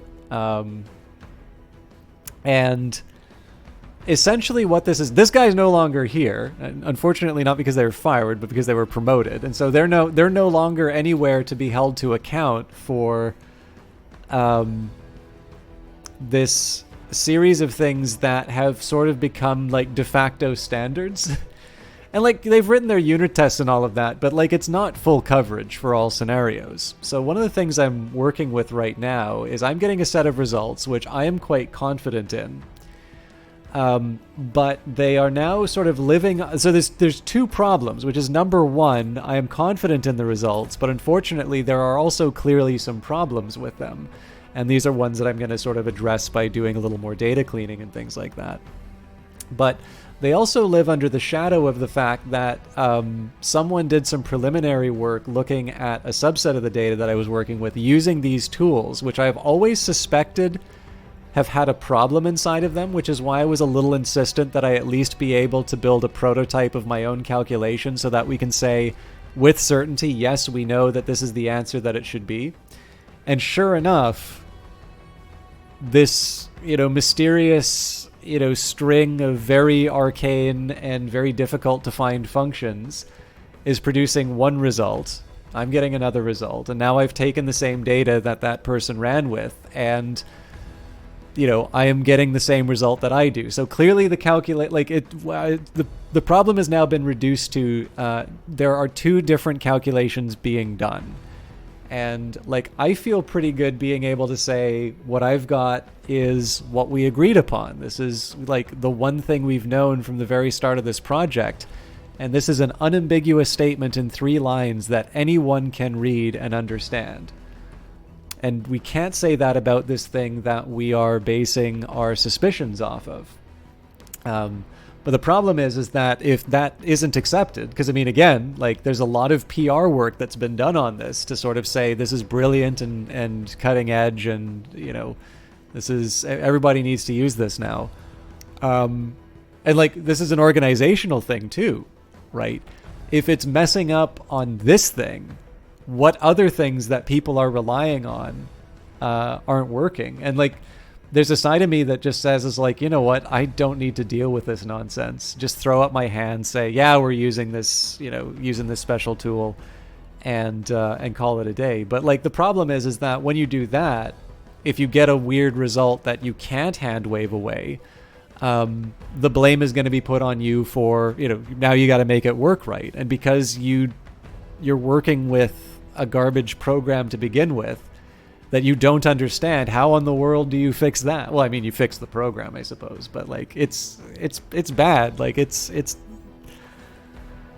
if I can do that calculation in a few lines, because again, it's just NumPy, right? In Python, you just, it's a couple of sums and I mean, like there's a little cleverness in terms of knowing which one of these things you need to use in the right moment, but like basically no one should be confused at the actual calculation moment, and that is the thing that's failing. And so the thing I'm hoping is that people will sort of get it, like they'll be on board and say, yeah, actually that doesn't make sense that it's doing that. But the thing I'm most worried about is that all this effort is going to mean absolutely nothing. That'll just be, it's like, well, we just feel more comfortable with the wrong one. They won't say the wrong one, but we feel more comfortable with this other one. And then I don't know. Well, that's one of the reasons why I've had difficulty with sleep.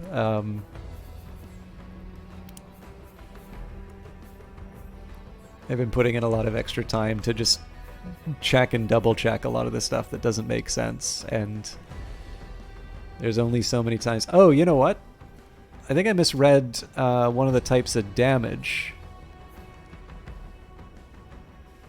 So I think the Arcturus gives me stagger damage, which I didn't pay attention to.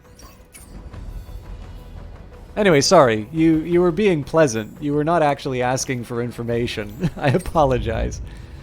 But that's where I've been. Oh no, there's stagger damage here as well.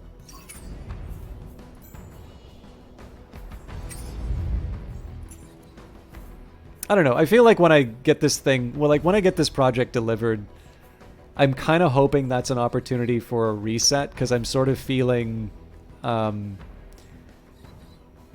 feeling like there is some stuff, like I kind of feel like I need a like, for lack of a better term, a work reset. I feel like I need to just get out of the current trouble and on something new, just because I feel like it's just taking a long time, and I my direct manager is actually quite good in terms of being supportive and like not keeping a ton of pressure on, but like in the end, like it's also not a manager that doesn't care. Like there is going to be, like, I'm sure my review, some of this stuff is going to come up just in terms of like the time that it took and all of that. And the one thing, when I get in this stage, I tend to feel like it's very easy to get in a rut or a groove that, even though it was one project and that my track record is to actually do quite well in terms of delivering, this sort of becomes the defining project. And I don't know, I don't want it to turn into that, so but I feel slightly nervous about it. We'll see though. I'm gonna try putting the Typhoon on the fire. Well, no, actually that shotgun did work really well for concussion, so maybe we don't throw away the shotgun just yet.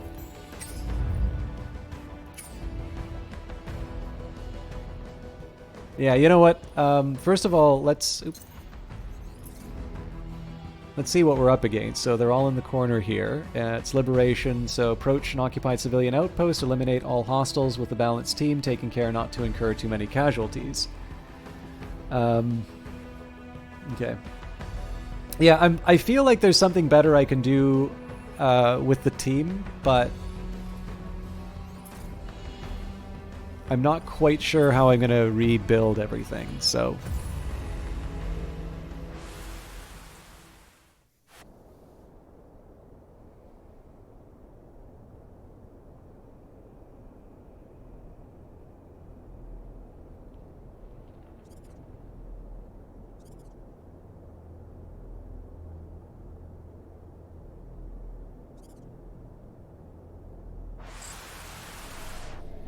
Careful, do not damage key civilian locations. We are here to protect them.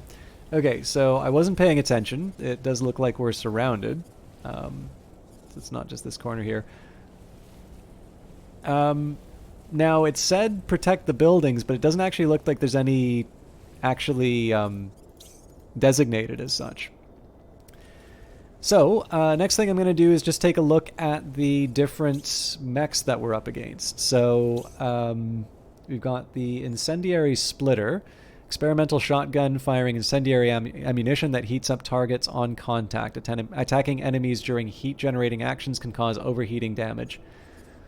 The idea, I'll be honest with you, the idea of heat-generating weaponry in this game seems really cool, but in practice, I've never quite been able to say, like, oh yeah, I totally gotta have one of these. Like, I've got four mechs, 2 weapons each, and that's a primary weapon, so really 4 weapons. And yeah, I don't know, I just sort of, I haven't quite been able to bring myself to use it. Now, this is a bit of a shame. What I was hoping for was to be able to draw a line like this, but this is the edge of the map, so I guess my next best is to stand and shoot like this. Well, that doesn't give me what I need. So at least if I go here...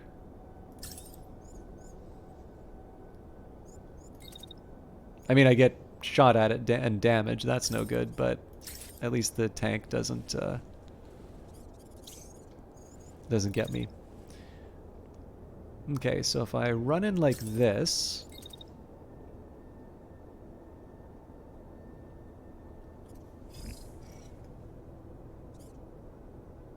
There's got to be a way that I can get more than one.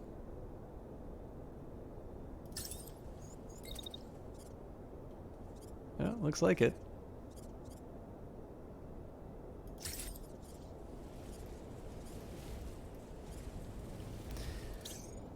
So yeah, these things are firing railguns, so they do go... Oh, one's incendiary, actually.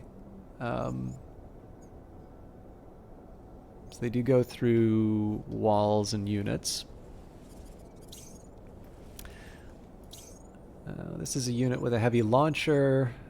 812, so that is a... I want to take that pretty seriously.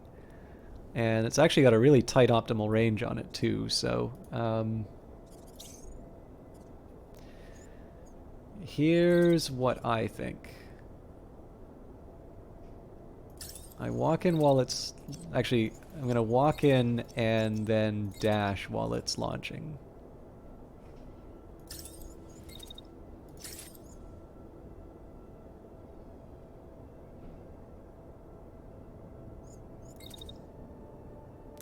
So I would have preferred to go after this unit, but this is the opportunity available to me. Oh, different shotgun. Nope, same shotgun, just wasn't hitting the right button. So again, we're hitting the shield here, but I'm less worried about it because we know this thing does some pretty devastating concussive damage. Okay, next up. This is a plasma launcher. Okay. I seem to recall those things being a real pain.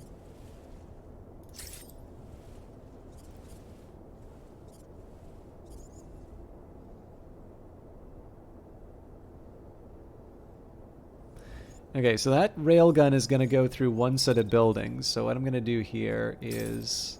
I'm just going to move up a little bit. Actually, I think I should move back a little bit.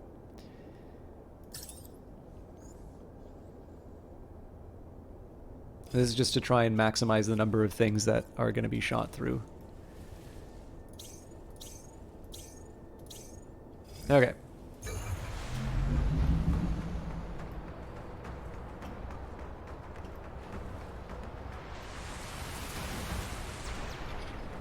Wow. Well, that was a waste of my my rockets. I'm definitely gonna have to put that one in the bug report.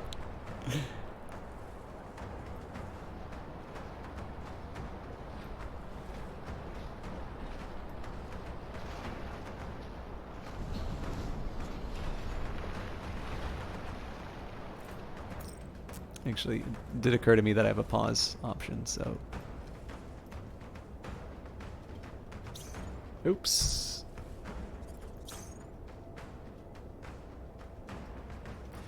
I can never remember the hotkey for this. Sorry, I just gotta go to Discord for a second. Please enjoy this lovely music.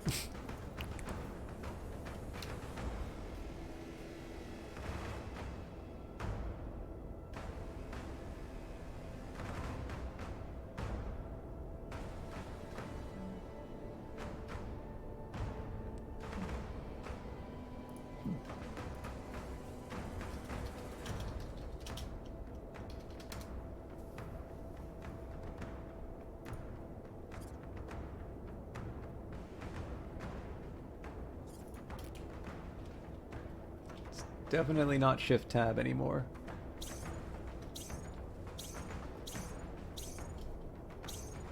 Maybe 12? No, there's the console.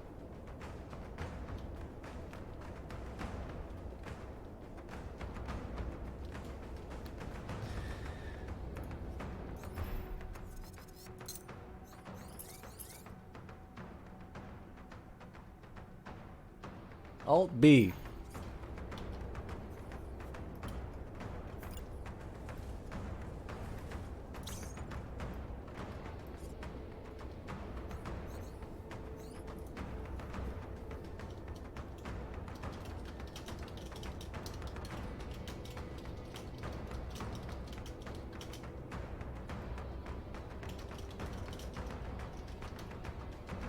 Oh, actually, no, I don't want to report this yet, because we can replay and then see what caused it. Sorry to waste the time.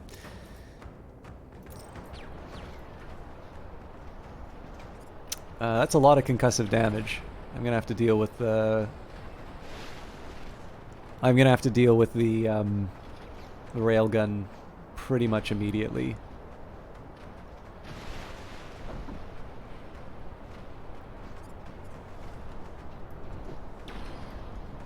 Alright, looks like I wasn't really able to dodge the missiles as well as I was hoping.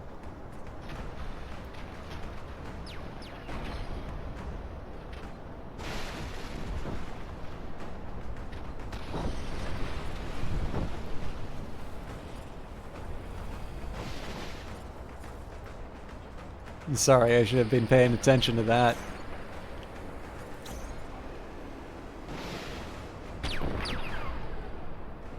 Jesus, that's almost half my,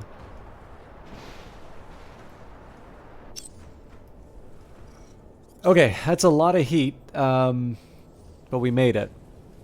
So let's just go to replay. So first of all, we can watch the moment of impact.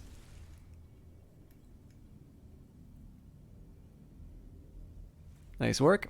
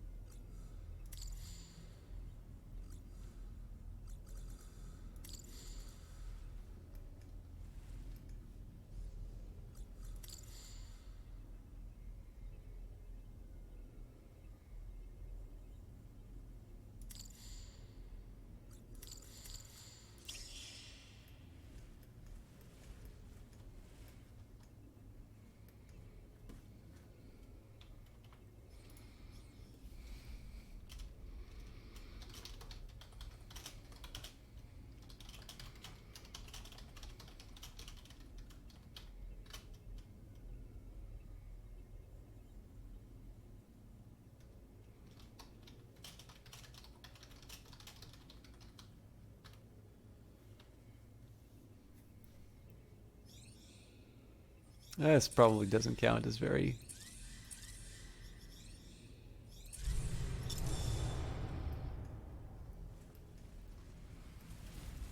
It's mostly just to let them know. So what I basically... This is kind of like the difficulty in terms of... Okay, so the main reason why I really want to bring this up is you can remember there's been a bunch of times when I've wanted to move and I've wound up kind of crashing my unit over the remains of another unit, even though I wasn't really aware that that was a threat.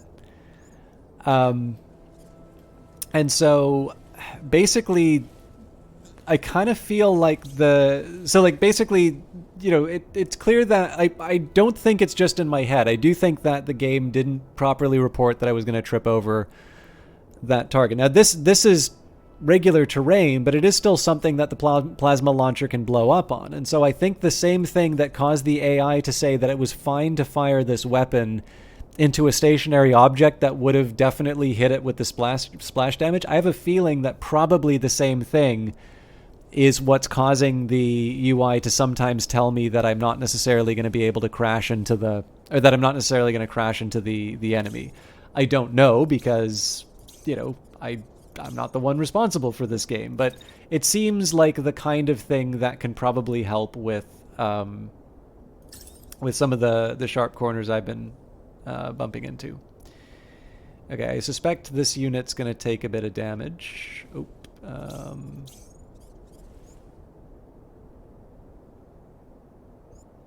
Yeah, so the railgun's still tearing through. I think probably my best bet is to continue focusing on a viable target. This guy's in range. Sorry, this guy is in the in position for. Sorry, this guy's out of range for the launcher. So, well, actually, technically, by moving closer, I cause the same problem. So.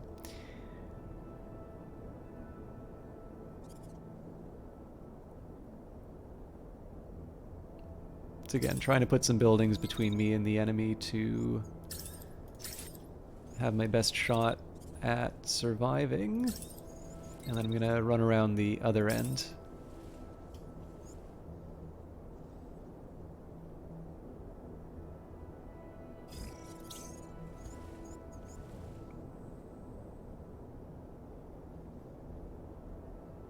Okay, now perhaps unexpectedly, nobody's really targeting my own railgun unit.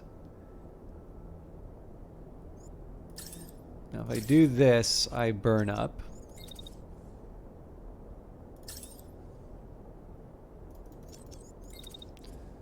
I'll wait a little bit before moving.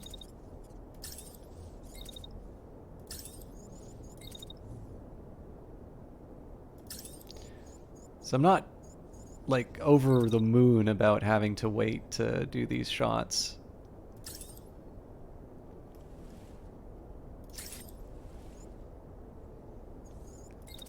I suppose the next question would be like if I just did sort of a Hail Mary. Oh man, no, I can fire this thing for days. This is such an irresponsible. Oh, okay, never mind. I'm surprised. I don't quite understand why I generated so much heat that first round. Anyways, I will not question it. What I will do though is okay.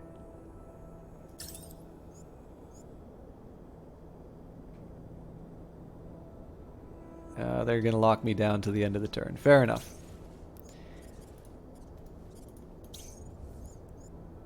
Guy's doing his missile thing again, so I think in this case I just want to be as close as possible and just hope that the proximity is a factor in terms of actually being able to do the damage.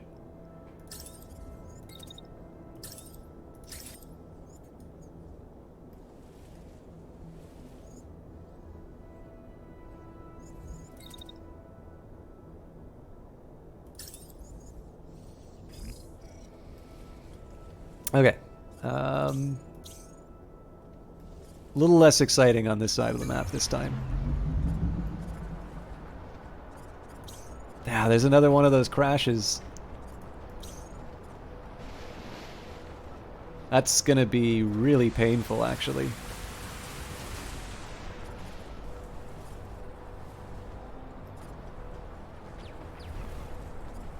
Yep, straight up concussed out of that.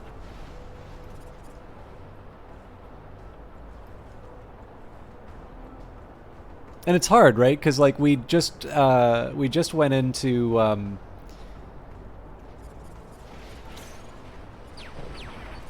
we just attacked into that. There was nowhere else I could have moved.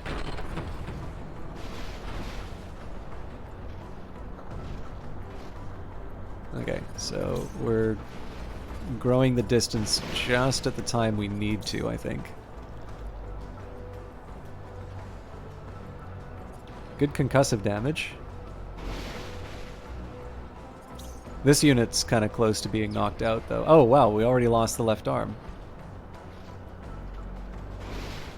This is definitely a lot of bloodier of a fight than I thought it would be.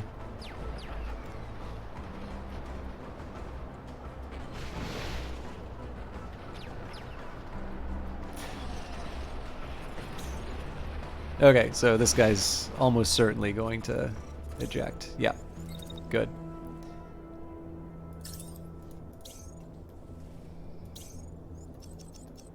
So I think my best bet here, the fact that this unit is going to attack me with a heat generating weapon is almost a dream come true. This is the one unit that's in a position to be able to absorb that no matter what. Now, in anticipation of taking some heat damage, I am going to be a little more careful with my my movement and my use of certain things.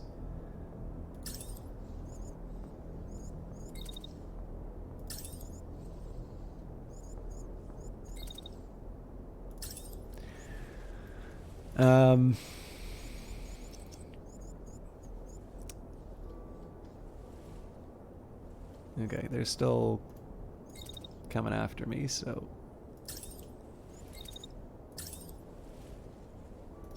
But then if I move this up a little bit, I get some of my own back. Okay, now I think I'm gonna just keep the pressure on. It's not the best vantage point to attack them from, but I'm gonna sort of get some free time after the shot to reposition. So, and I think I'm just gonna straight up ignore the tanks.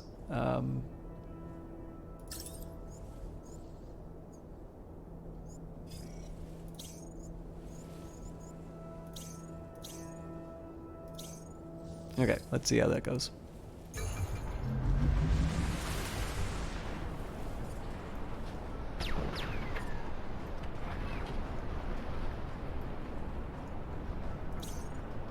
Cool. So the rest of the turn's completely wasted, but I'm not going to complain about the railgun unit being taken out.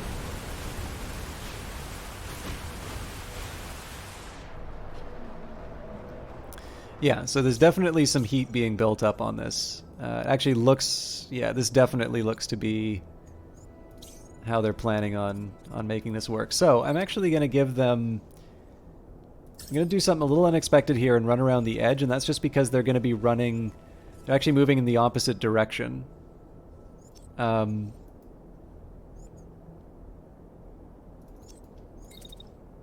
This is gonna... I'm gonna have to pay for this in the sense that this unit's not going to be available for a couple turns. But while I'm waiting, I do get to put the hurt on this unit.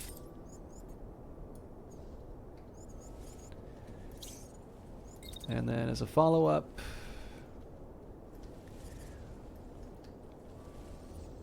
I'm going to move my missile launcher into a different place. So I'm going to focus on this tank for starter. I should be using my sidearm if I'm going to do that. And honestly, I think we're at the point where I need to use my sidearm anyway, so... Oh, right, I forgot. That's a missile launcher too. We'll just fire this thing forever and then see how it turns out. Maybe I don't need to move around for all that.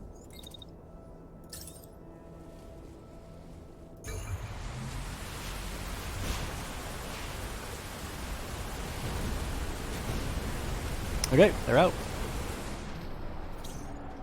So now we just mop up the tanks, and that's we call it a day. So I'm going to get a better angle on the tank this time.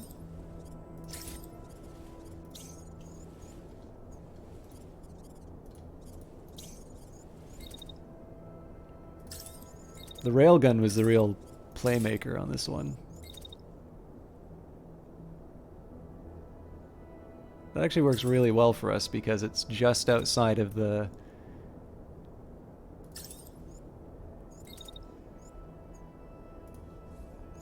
it's just outside the enemy's optimal range. Okay, so yeah, this was totally unnecessary, but we will run in. A lot of the scrap that I could have gotten is going to be spent recovering like what I lost off of my units, but given where this was going at the start, there are actually some... Whoa! I miscalculated that. In fairness, it did also give me one of those dotted lines saying that that wasn't going to hurt me, so...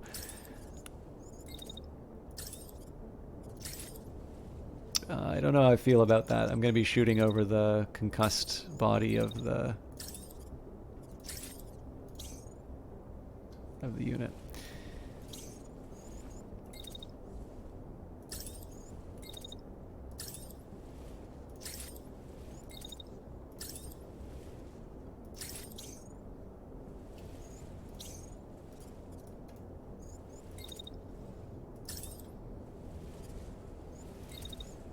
I think I'm going to focus on the machine gunner first, and then the cannon.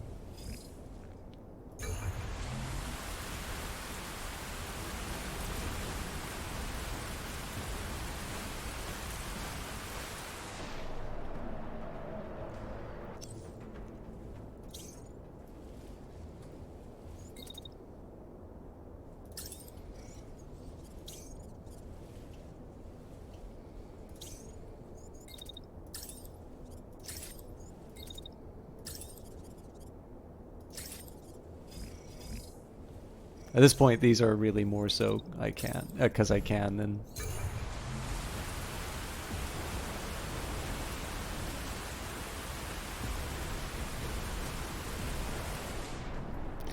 So yeah, that was a considerable... By the way, Vanguard Master, I don't know if you're lurking or not, but I did see your message, but I don't think I actually replied to it. Thank you very much for hanging out. I appreciate that you are taking some time out of making your game. I know you're sort of responsible to yourself for that. So I appreciate the discipline that takes. Not that I'm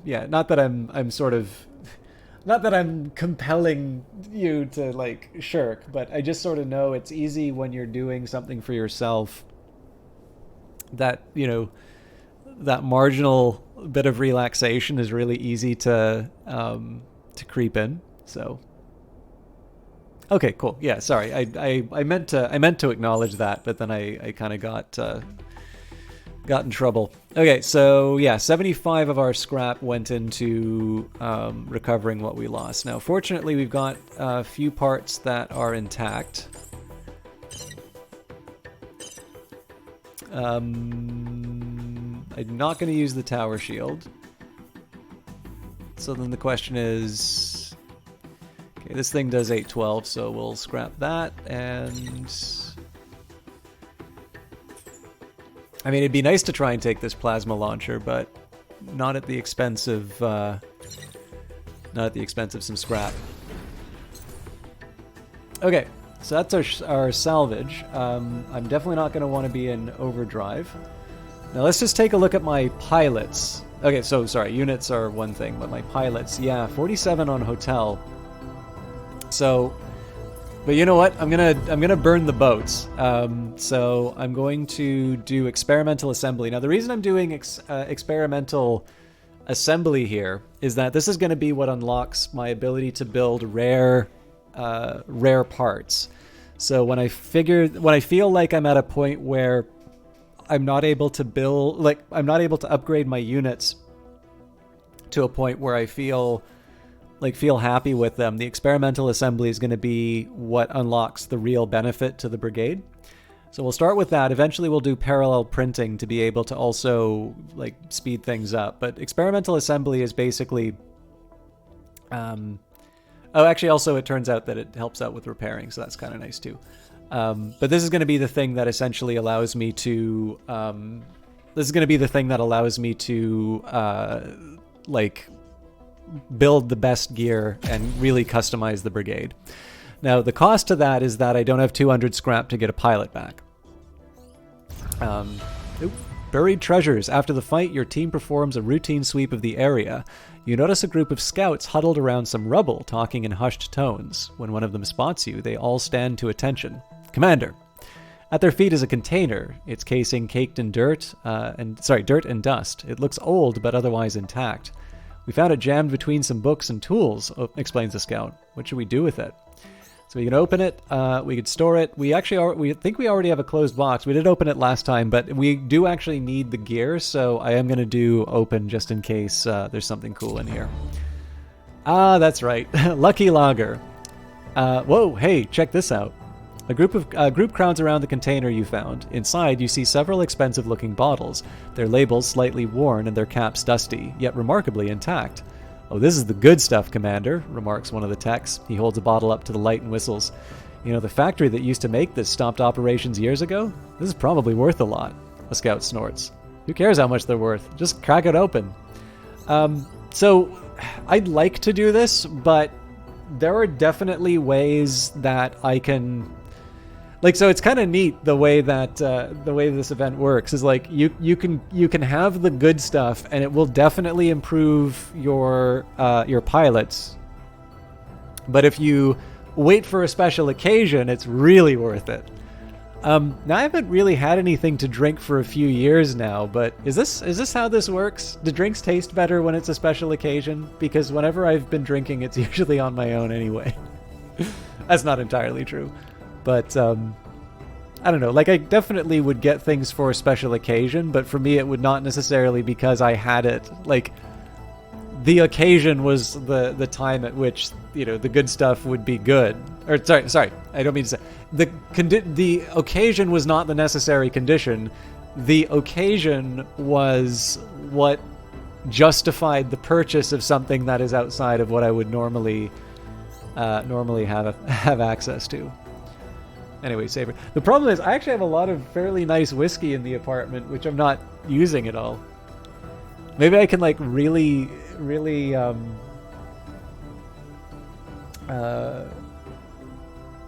horrify people, and like I'll just sort of I'll enjoy it for the taste, and then just like spit it out afterwards.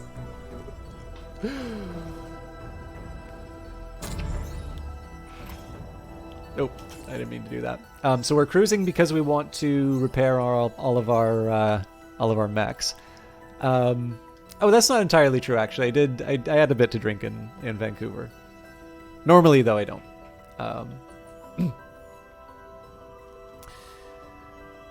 But yeah, I kind of want to go for the outpost, but well, you know what? It kind of depends where we're at after repairs, so we'll do what we can to stay outside the enemy's range. It is kind of nice here that we've got the cover of the rain. Actually, let's see if we can sneak up on them and do something nasty.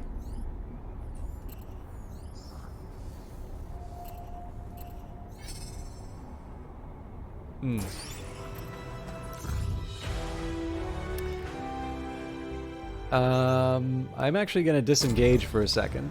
Yep, that was the right call. I got a little too eager there. I actually need to repair all my mechs before I start those shenanigans. Okay, the rain. We don't have the cover of the rain anymore, so... Ah!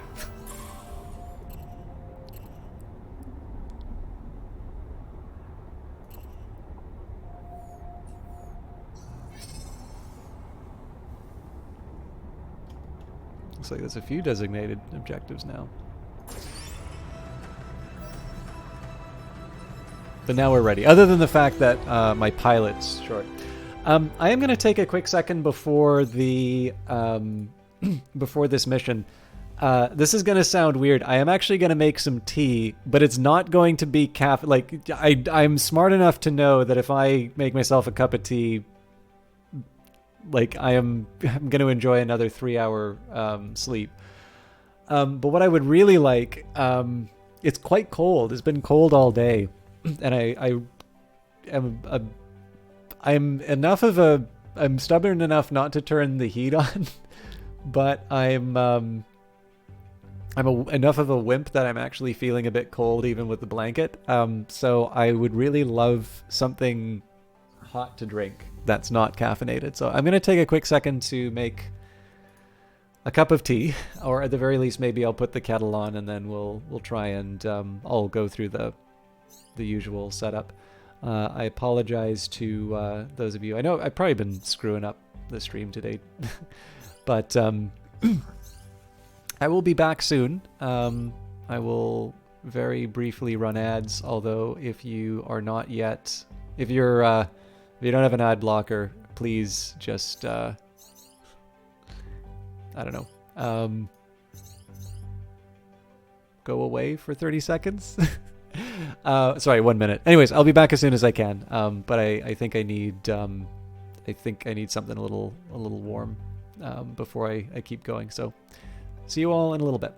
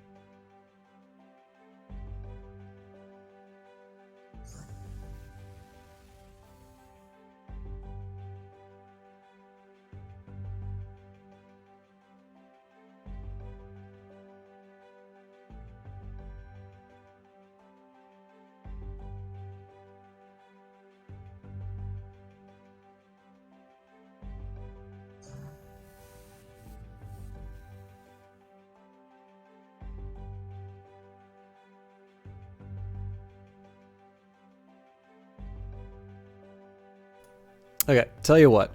I haven't made the tea yet, but I have the kettle's on. It's probably going to take a while to boil, and at the very least, I can prep for the mission, and then I'll take another small break to get the tea ready to go. Pin drop. The base is tense and quiet. You can hear the rat-a-tat of guns in the distance, and smoke is thick just ahead of you. One of your pilots tries to break the tension with a joke, but there's only nervous laughter in response. As you get closer to the fight, you see burning mechs, but they are too damaged to tell which side they might have belonged to. You all turn your eyes away. The Home Army sent out a distress signal, an engineer says. Are we going to answer it? So we'll suit up here. By the way, I will apologize. I know I don't necessarily think I've been doing the ads more often, but I do know with the breaks I've been a little bit more consistent with running ads. And I do want to apologize for that because I don't think anybody necessarily likes ads, but I have a couple of theories in terms of how Twitch... So I think it's actually an Amazon thing and not necessarily just Twitch directly, but Twitch is going to be one of these ways that it will... This is one of the reasons why they bought the platform.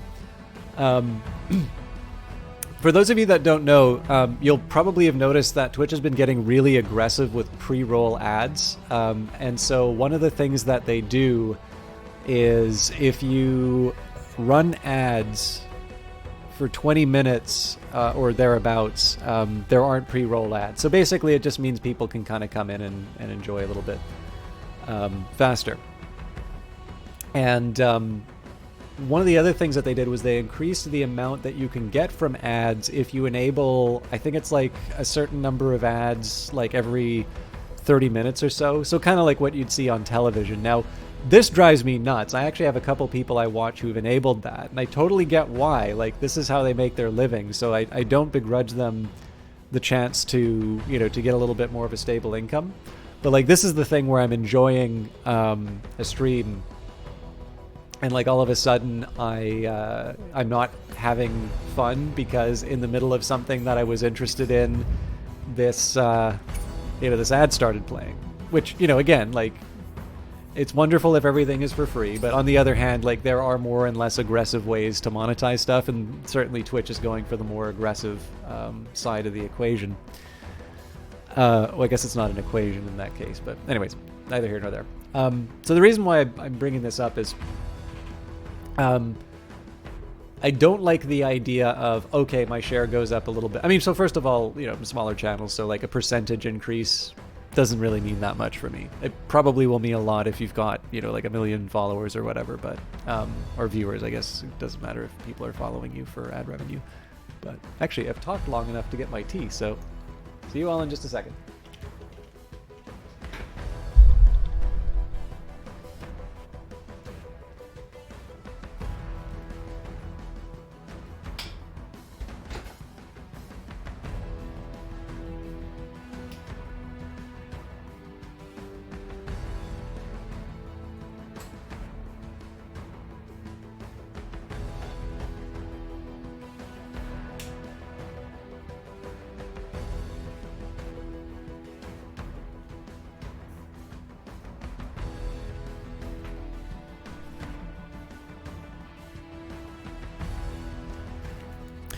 But yeah, so overall, like, basically the idea here is that when I go on a break, we know there's nothing, like, so especially if I'm going onto a long rant and ads start rolling, that's going to be the worst for the channel.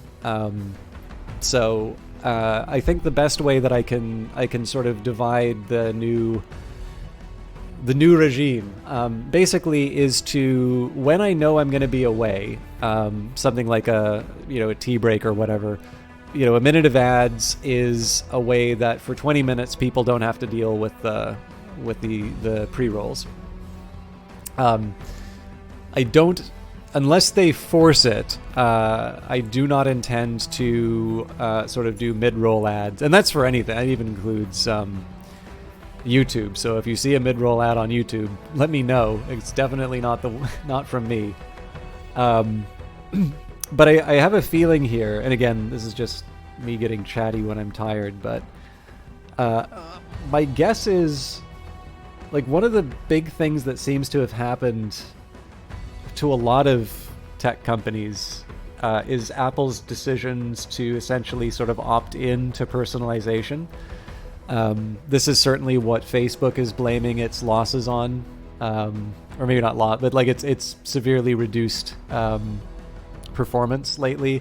I know Google brought it up, and I think one of the things that's probably less appreciated about Amazon is that, one, they are in the ad game, and two, I get the impression that they're actually rather good at it, and I just think this is something that they've just quietly been building and people maybe don't as directly appreciate. And I honestly do not know, because like you've got the GDPR and all this sort of stuff, but I mean, if you think of the number of properties that Amazon owns, everything from like IMDb to the storefront, there is certainly quite a bit there to be able to to do the marketing for. More importantly,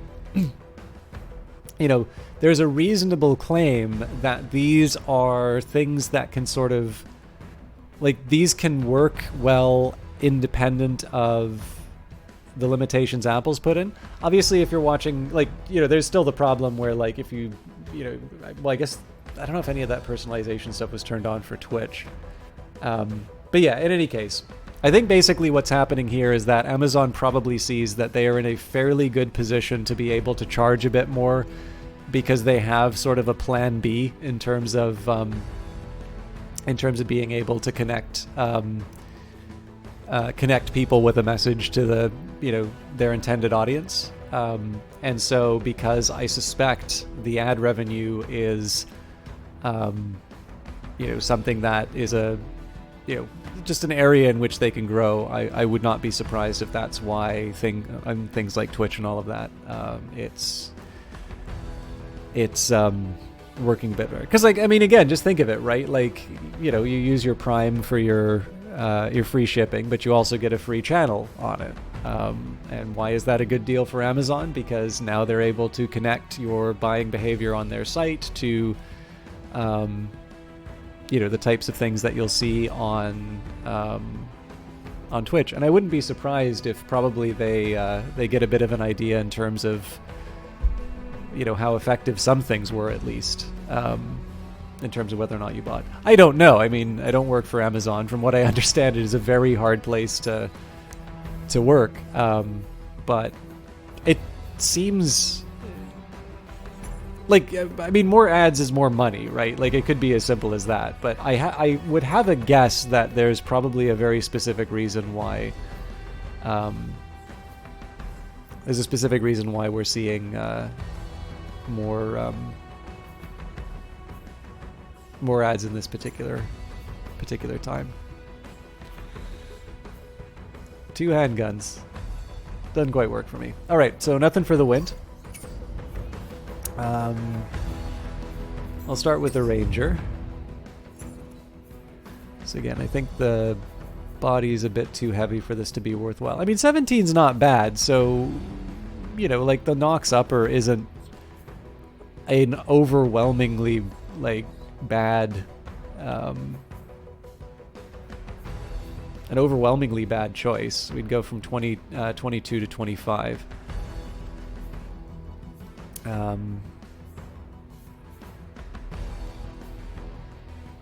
But this one's lighter. Okay, but we're also oh, actually, that's lighter and a heat core. Okay, so what I'm going to start with, I'm going to check the other mechs first, because if I can't put that body in another, yeah, so this Nox works well. So I would want to put it probably in the Firecracker more, because that's the more mobile of the two. I'm surprised the Wind doesn't benefit from that. Oh, it does, but it's too heavy. Okay. But yeah, so I kind of feel like the Firecracker probably is the one that benefits from the speedier movement. This is almost kind of like the Sleipnir with a shotgun at this point. So let's say, yeah, you get the Nox. You need to put a charge core in you.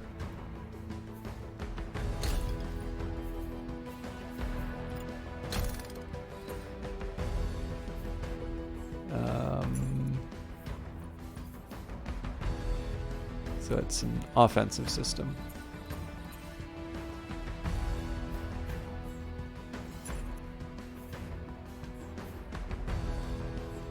And sidestep. I think those are actually already on the other body. Yes.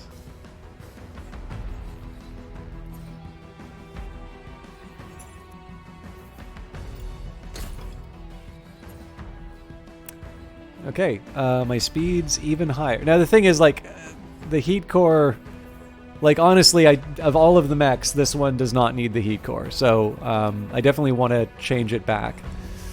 We also don't need the heat capacity. We clearly have more than what we need for the heat capacity on this one. So let's see if we can go. So I could do standard.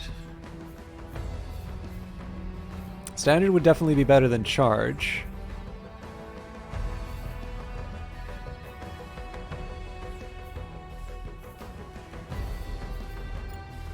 If I go overdrive, that takes me up to 23. So I think I'm going to try that just because the amount of firepower that I was able to put out was a bit ridiculous. Okay, so these bean legs, I like them. They give me 374, I think. Oh, hang on. Yeah, but this is still better. With maybe the slight exception of the heat dissipation, which might come back to bite me. Mind you, we can switch out the hydraulics.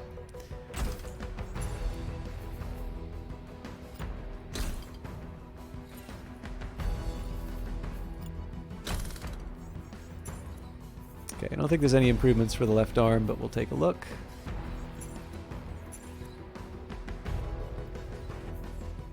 Now I know why we had so much heat capacity. Well, then again, the question is, what else do I... Oh, damn it. I guess the question is, what else do I replace it with? It's all, like, heat sinks and... Yeah.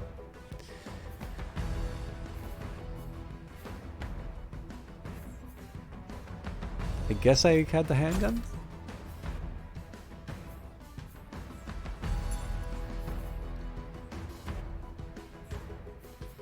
So if this shotgun wasn't so good at the concussive damage, I would have switched it out, but as it turns out, the firecracker is probably going to be the one that can knock out the enemy units. Okay, finally the Gustav. Now Gustav kind of gets treated differently because it really has just one job, which is to sort of stand and lob missiles at people. Now currently we're running a standard core. I suppose in one sense switching to a charge core would make a bit more sense with the heat capacity, but this is also my slowest moving mech. So if I could find a way of boosting the heat capacity without the without giving up the power, I'd consider that, but you know, all this stuff doesn't really count for anything. All right. I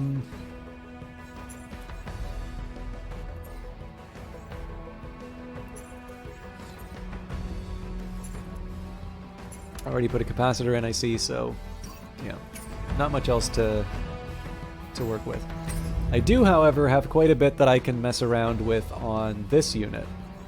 So let's start by completely changing how we would approach this unit. Let's say that this is going to be the one that gets the Vulcan. So everything that this mech does is now going to be built around the Vulcan. So I'm not going to have a sidearm. I believe it's actually disadvantageous to have a sidearm because it just weighs you down. Okay, so a capacitor kind of makes sense, but the first thing I want to be doing is finding the absolute lightest mass no matter what. So I think 2202. Okay.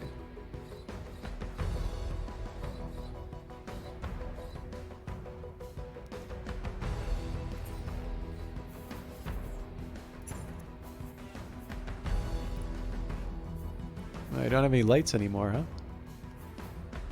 Well, we do, but the hollowed plating on the Elbrus makes it better. Okay.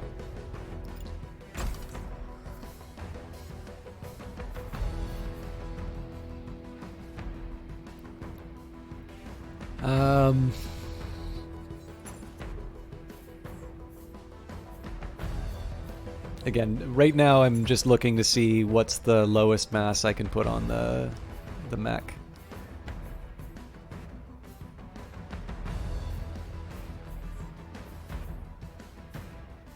Okay.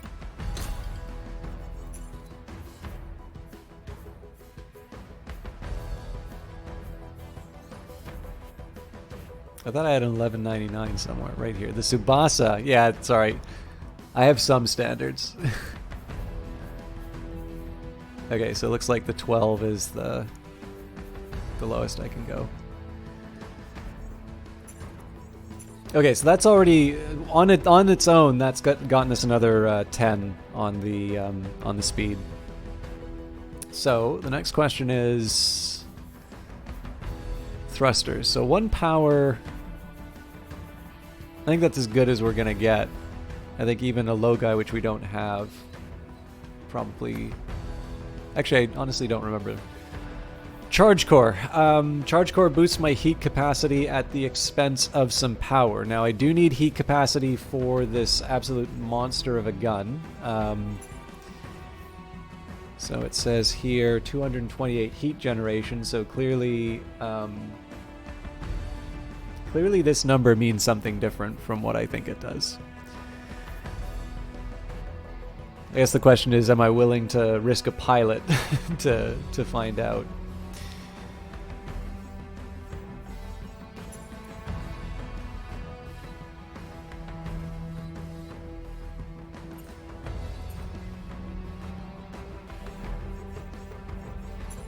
Alright, well this is as good as I'm going to get it right now. I'm going to call it Unit 433 because we haven't sort of settled on a final design for this thing yet. But I think at minimum we have what we need to go into battle. I think I should also start scrapping some parts relatively soon, but we'll maybe save that for after the fight because I've definitely taken longer than I wanted. The last question though is, do I want to try... do I want to try deploying the heavy machine gun? I'm starting here. So the Gustav's a good call in this spot. We might be able to do something...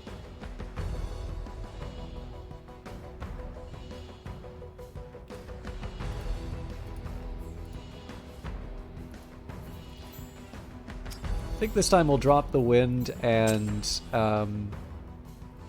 we'll put the experimental unit in. And this is rated as impossible.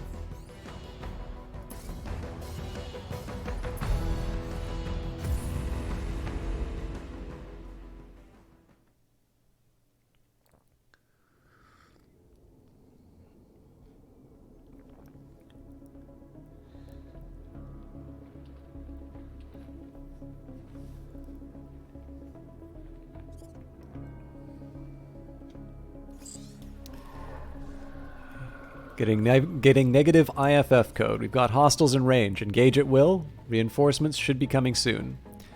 Now, you may be wondering why I probably should have explained this at the time. Why did I get rid of the wind out of all of the other mechs that I have? This unit only works at long range. This one does work in close range. Actually, this is the only one that really is about close range. This one works at range and can shoot through buildings. And then this is my... you know, my really awe-inspiring, you know, heavy hitter, which needs to dash to get in position.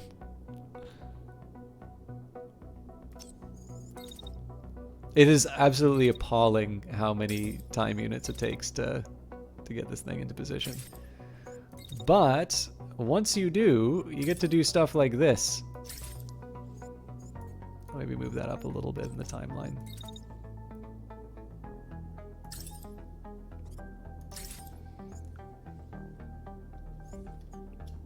So I'm not crazy about doing that so close after the dash, but it's an opportunity. Also, you are absolutely not supposed to focus on the tank.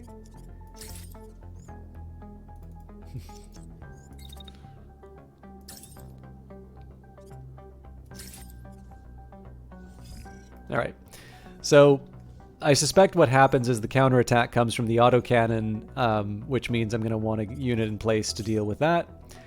But yeah, the name of the game right now is really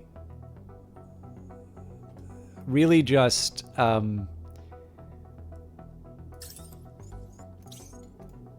like trying to take as much of this stuff out at range as I can.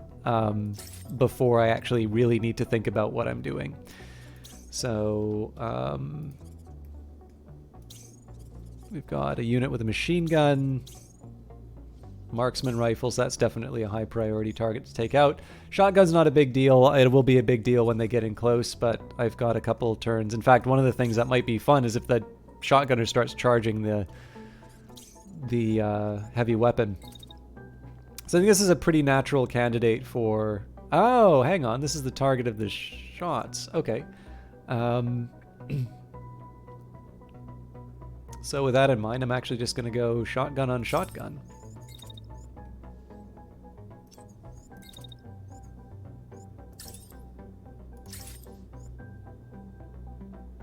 Man, this is either a very low heat weapon or a very... where I've still got ridiculous amounts of heat generation available to me. Okay, well, my ranger needs to make way. Mind you, that's not the hardest thing to sort out. There we go. Okay, and then the final big question, where do I want to aim my missiles? So the marksman rifle, which isn't currently being threatening. We've got a machine gun, which is actually going after the unit. It's a short-range machine gun, so I suppose there's a bonus there. But I'm definitely feeling most inclined to taking out the machine gunner because generally those things have a pretty unforgiving amount of concussive damage. So let's see how the turn turns out.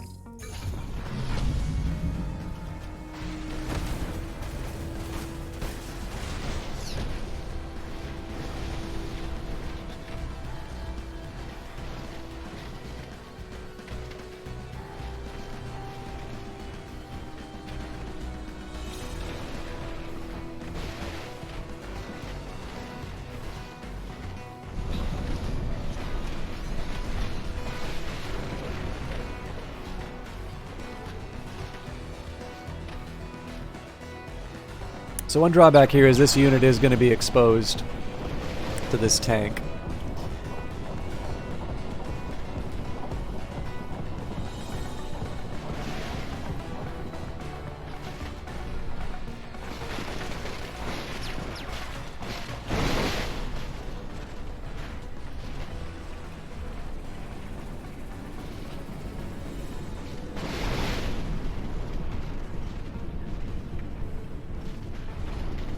So less than half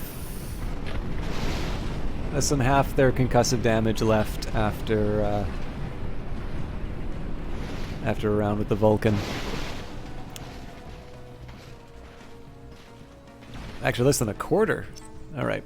So now I have to pay for the choices that I made. Oh, the unit crashed. Interesting. Okay, so this is where the Ranger really needs to save their buddy.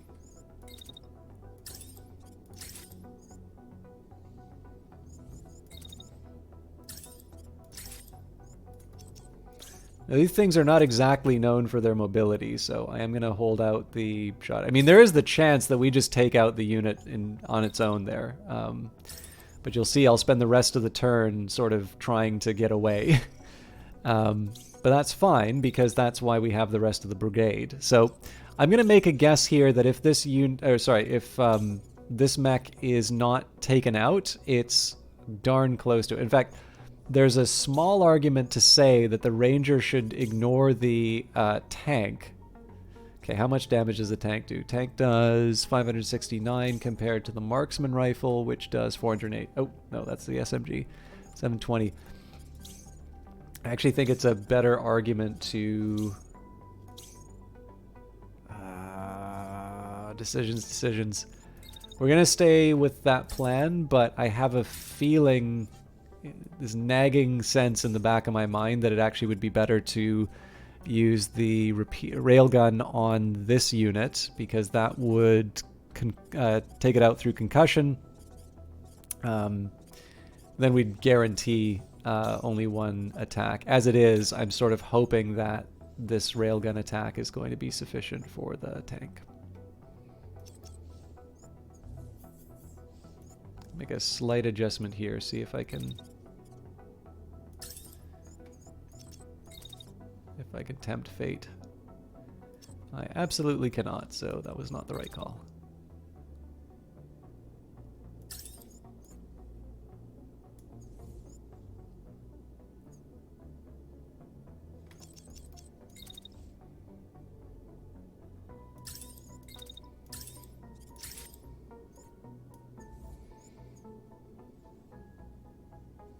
What I'm really trying to find out here is whether or not I can do a second attack before... Yeah, no, I can't. Okay, that's settled, and then the question, what do we do with the shotgun? Okay, so it does actually look like I'm generating a meaningful amount of heat now. Okay, so this unit wants their revenge. Now, I move pretty darn fast, so if I just run away behind this pillar...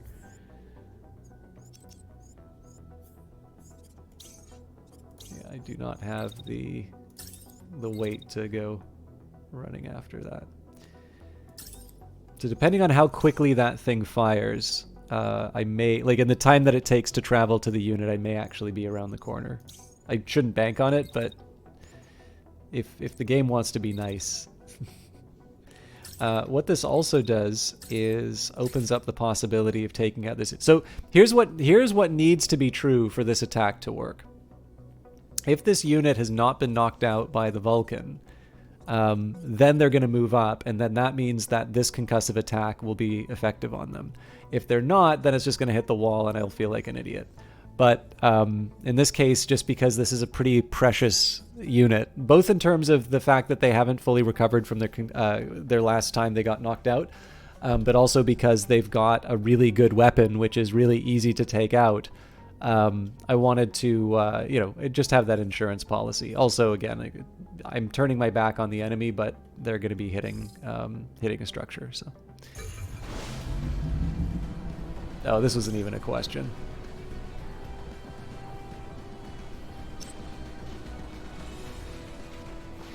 Yeah, so the shotgun turns out to be a waste.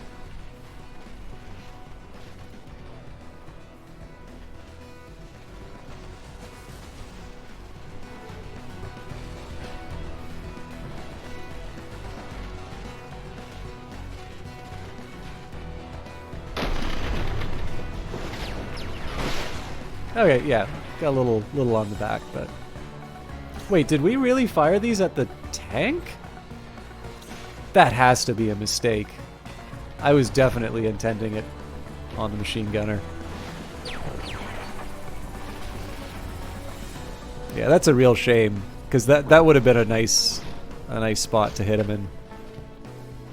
Anyway, this is a really good start for us. We haven't taken too much damage. We've taken out 2 units. This one, we've got a close range unit, although they are probably going to be able to harass my heavy if they so choose. The good news is there's really nobody who can threaten my long range. There's the threat against my long range unit in the sense that I can't just afford to have them run around anywhere. But in terms of sort of flushing out my my missile unit or anything like that, we're solid.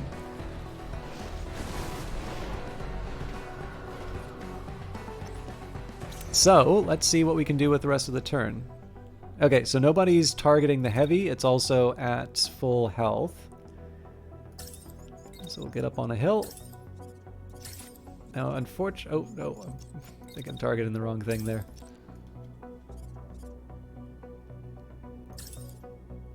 So unfortunately, I think I'm mostly going to be targeting the shield.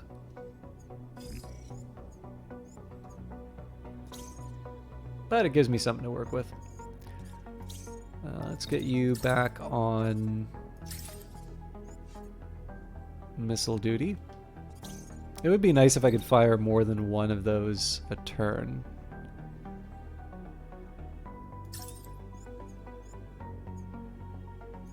Okay. I think my best option here, if it's going to attack me, I might as well move in close and get an optimal attack. Ooh. Maybe I should pay attention to who they're targeting, though.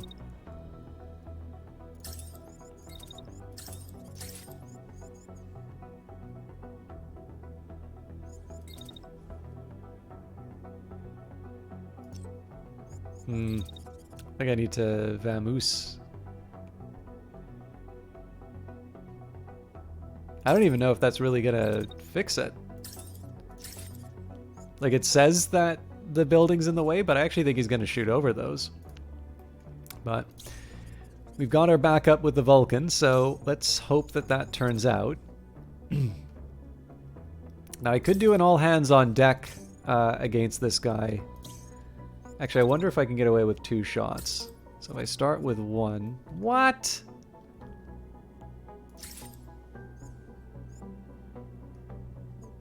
It is optimistic.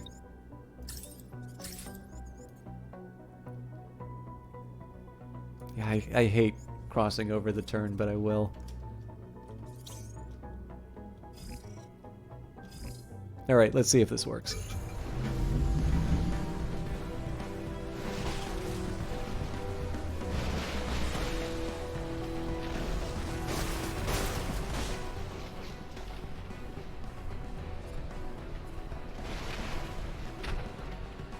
Okay, some of it's bouncing off at least.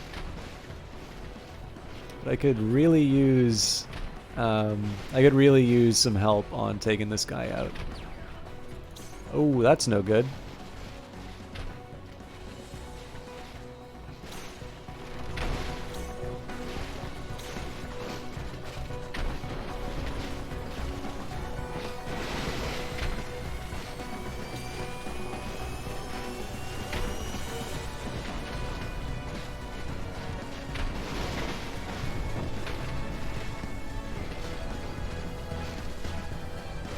Doesn't look like there's much concussive damage happening here. This is,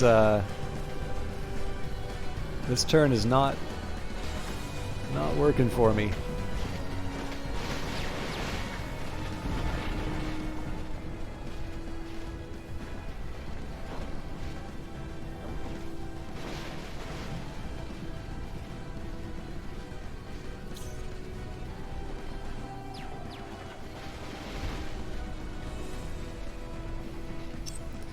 Okay, so this thing's running with a cannon. I think my best bet, honestly, is just to dash, even though there's so much heat damage coming from it. I just need to get out of here. Yeah,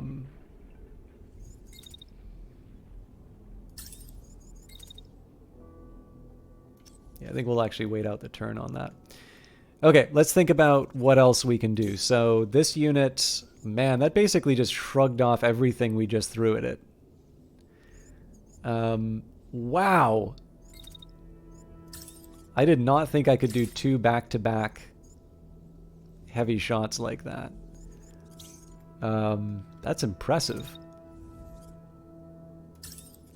Okay, so this is going to be targeting my ranger with a machine gun, so I want to make sure that I'm behind some cover.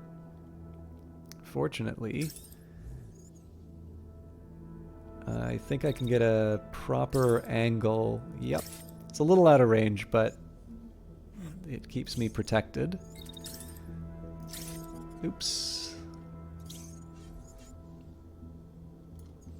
So what we basically need to do is get the we need to get the firecracker sort of out of the kind of the mess of its own making, and then we'll sort of see where the rest of it's sitting.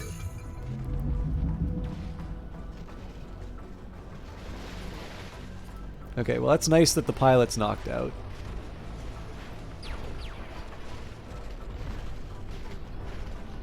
I should have taken a second to see what those missiles do for damage. Oh, did we...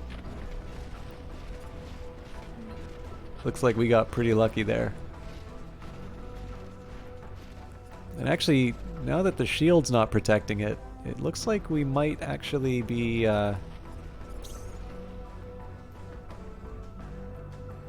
We might be getting the upper hand with this guy too. So one of the worries is going to be this attack. But I think we might be around the corner for most, if not all of it.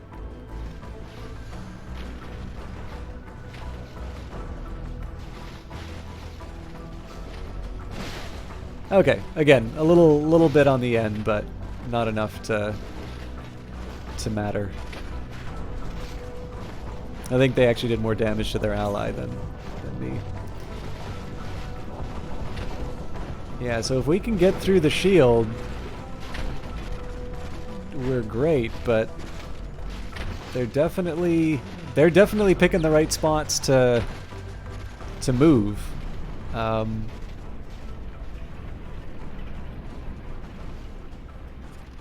It's always nuts to see parts of the map blow up that you aren't expecting because of the railgun.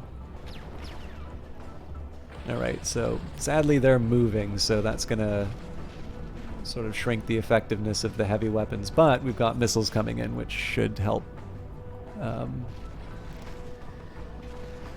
recover the parts we missed. Shield's almost done, but we don't exactly want to destroy the shield. We want to take out the mech. Well, 10% left. I mean, can't be that much more. More to do. Okay, so this unit's going to eject. This unit's concussed. I think this is the only one. Nope, sorry. We have the cannon still. So part of the job here is to make sure that I don't trigger a reaction. Nice. Next part of the job is to fire my shotgun as many times as I can before the turn's done. Oh, interesting. They actually choose... So here's one thing that I have a lot of respect for as far as the game's AI is concerned. And I know, I think it was Adelaide that stopped by the channel, and I can't actually, honestly, on this one, I can't remember if it was when I was broadcasting or if this was on the Brace Yourself Twitch channel, which gives me a convenient segue into... Oh, actually, hang on.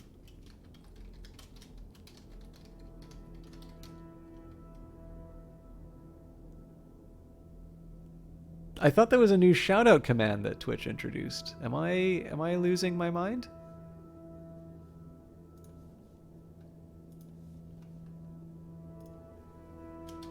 Sorry, just one second.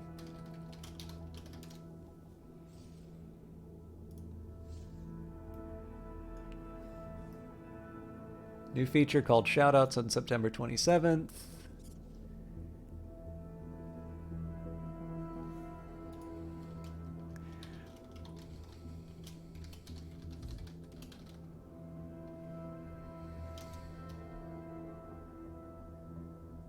Yeah, well, if it's okay,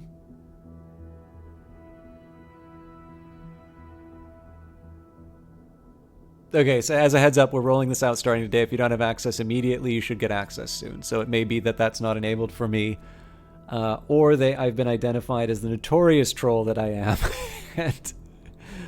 And, no, I'm sure. I'm sure that'll work. Anyways, you could use the good old-fashioned, reliable Nightbot version of that. Brace Yourself, in addition to being very good at making games, they're very good at I'd say social in general, but definitely Twitch in particular. I know there is a feeling... Wait, why am I attacking this unit? We said they were disabled. So... I realize that there's an appreciation for, broadcasting as a way of communicating with a potential audience, and,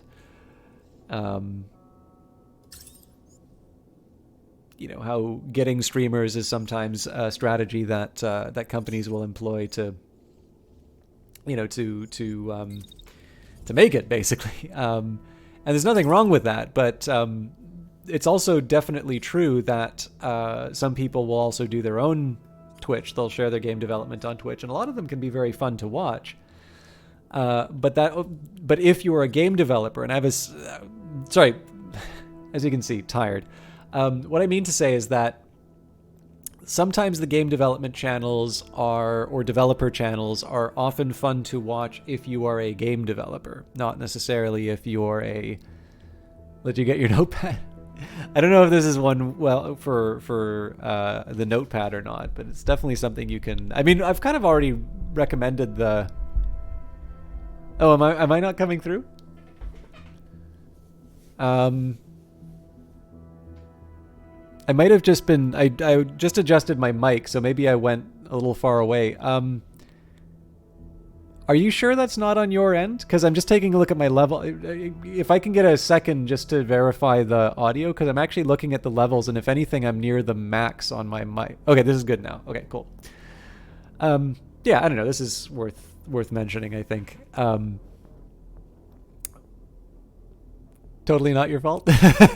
Yeah, I hate blaming it on viewers or hate questioning that, because like nobody wants that, like it's nice enough to hear when something's not working in the first place. um but obviously I don't want to I don't want to sort of chase phantoms. Anyways, the thing I was trying to say was, um I okay. Here's a great example. I really like watching Valiant Cheese, and I hope a lot of you enjoy watching Valiant Cheese as well. Um, and this should not be read as a criticism of Valiant Cheese, but much like my own channel, I would argue that probably people are not going to watch Valiant Cheese as a mainstream channel.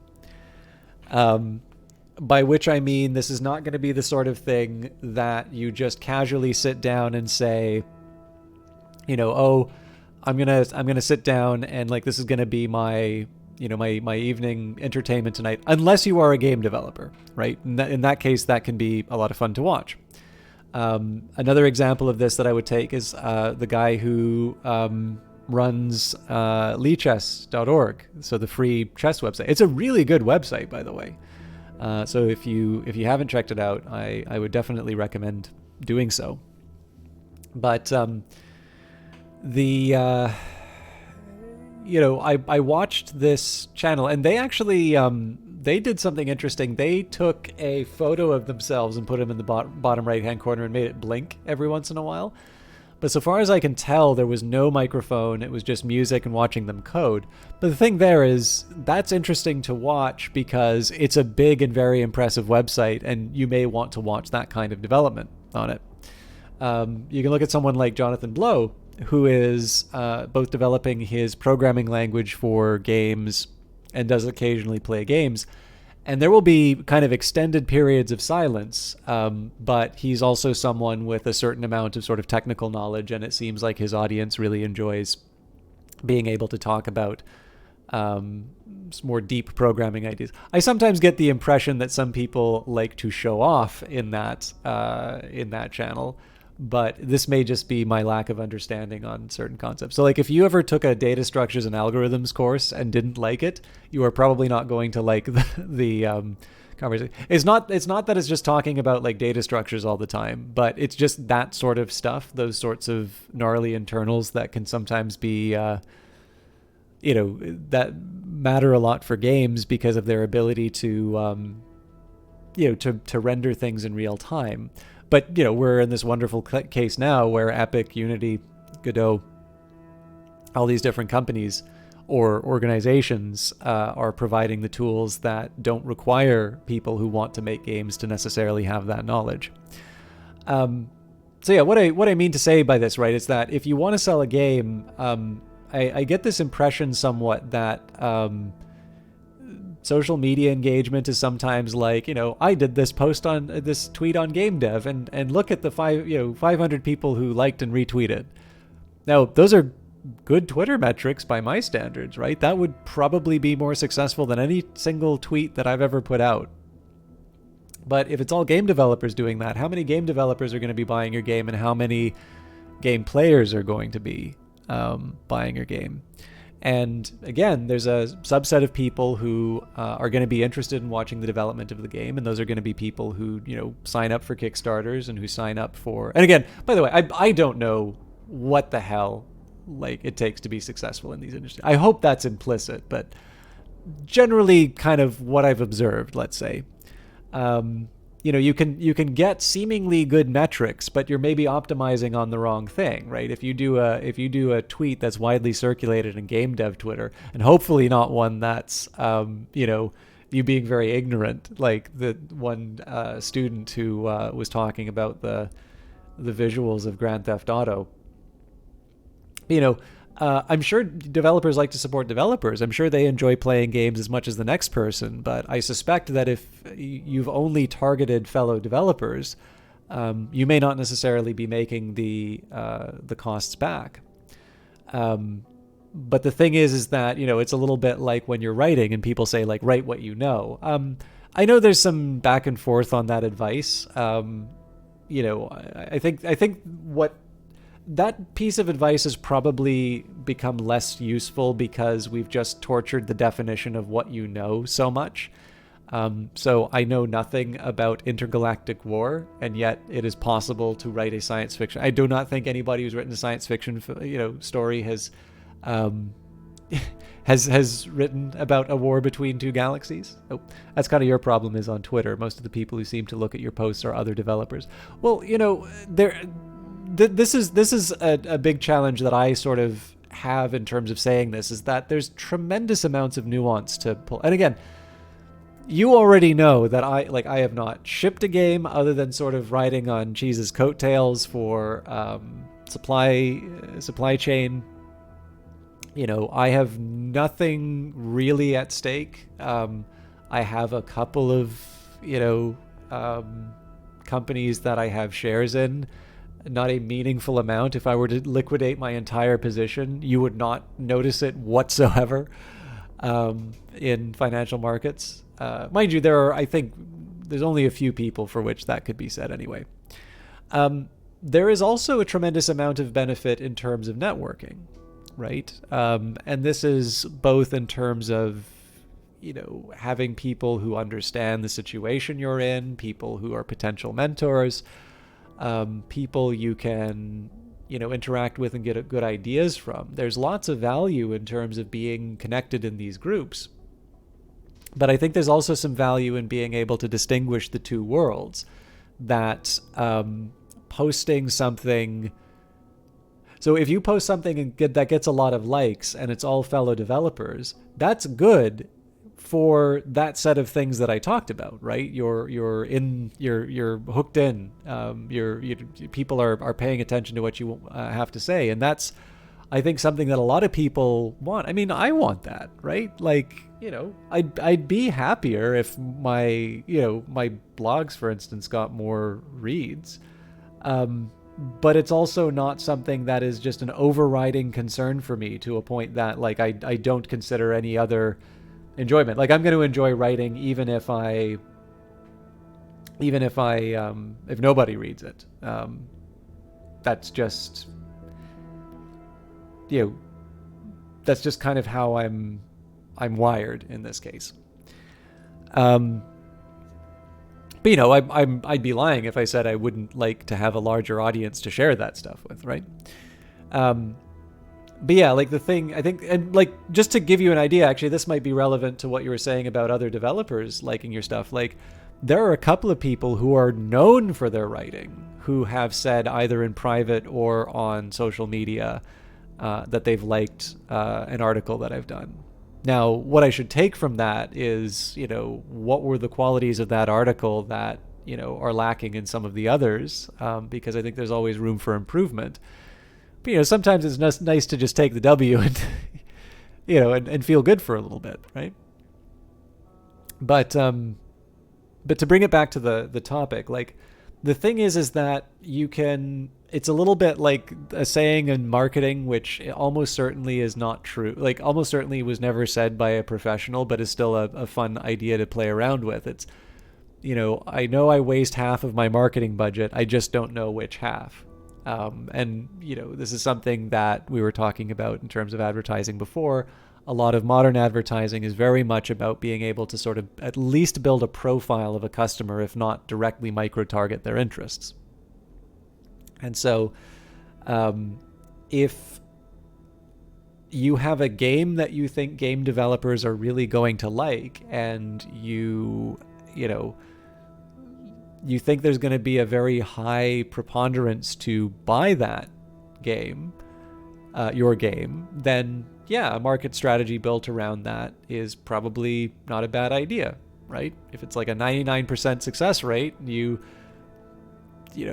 reach 100 people with that campaign, well, now you got 99 copies in the bag. But chances are that's not. And first of all, we don't know the rate at which these things change. The people who are more likely to buy a game are people who play games. And where are the people who play games? Well, they're on Twitch. Some of them are on Twitter. They're on Steam, definitely. This is why everybody's coveting those those top seller spots, which is something of a self-fulfilling prophecy, obviously.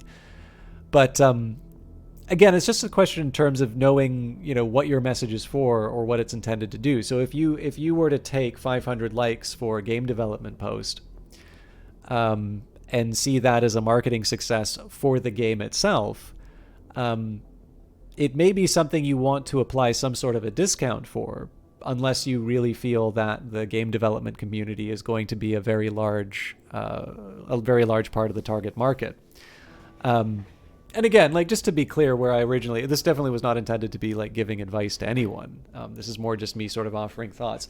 One of the things that I really like about the way Brace Yourself Games does it is that, much like their games are sort of built around, things that are, have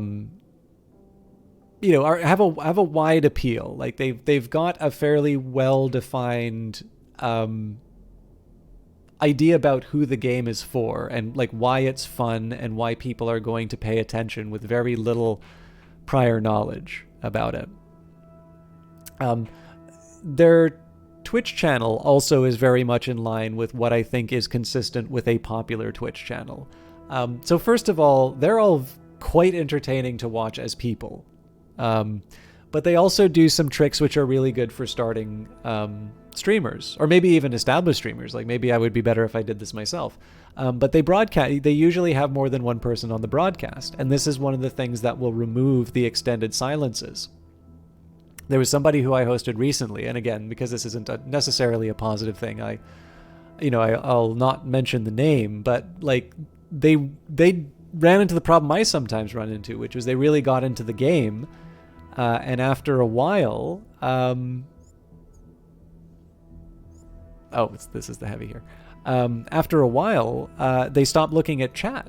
And there were multiple people who kind of came in and asked questions about the game. And they realized, to their credit, they realized and answered, which I thought was very nice of them. But the problem was that the people who'd asked the questions had actually left probably about a half hour before. And, again, we all, for my part, I do this to have fun. So, sometimes I will do things like these digressions because I find them interesting, and hopefully a number of people do as well.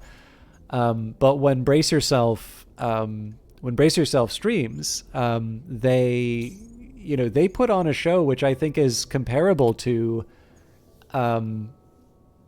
the usual kind of people you would expect to,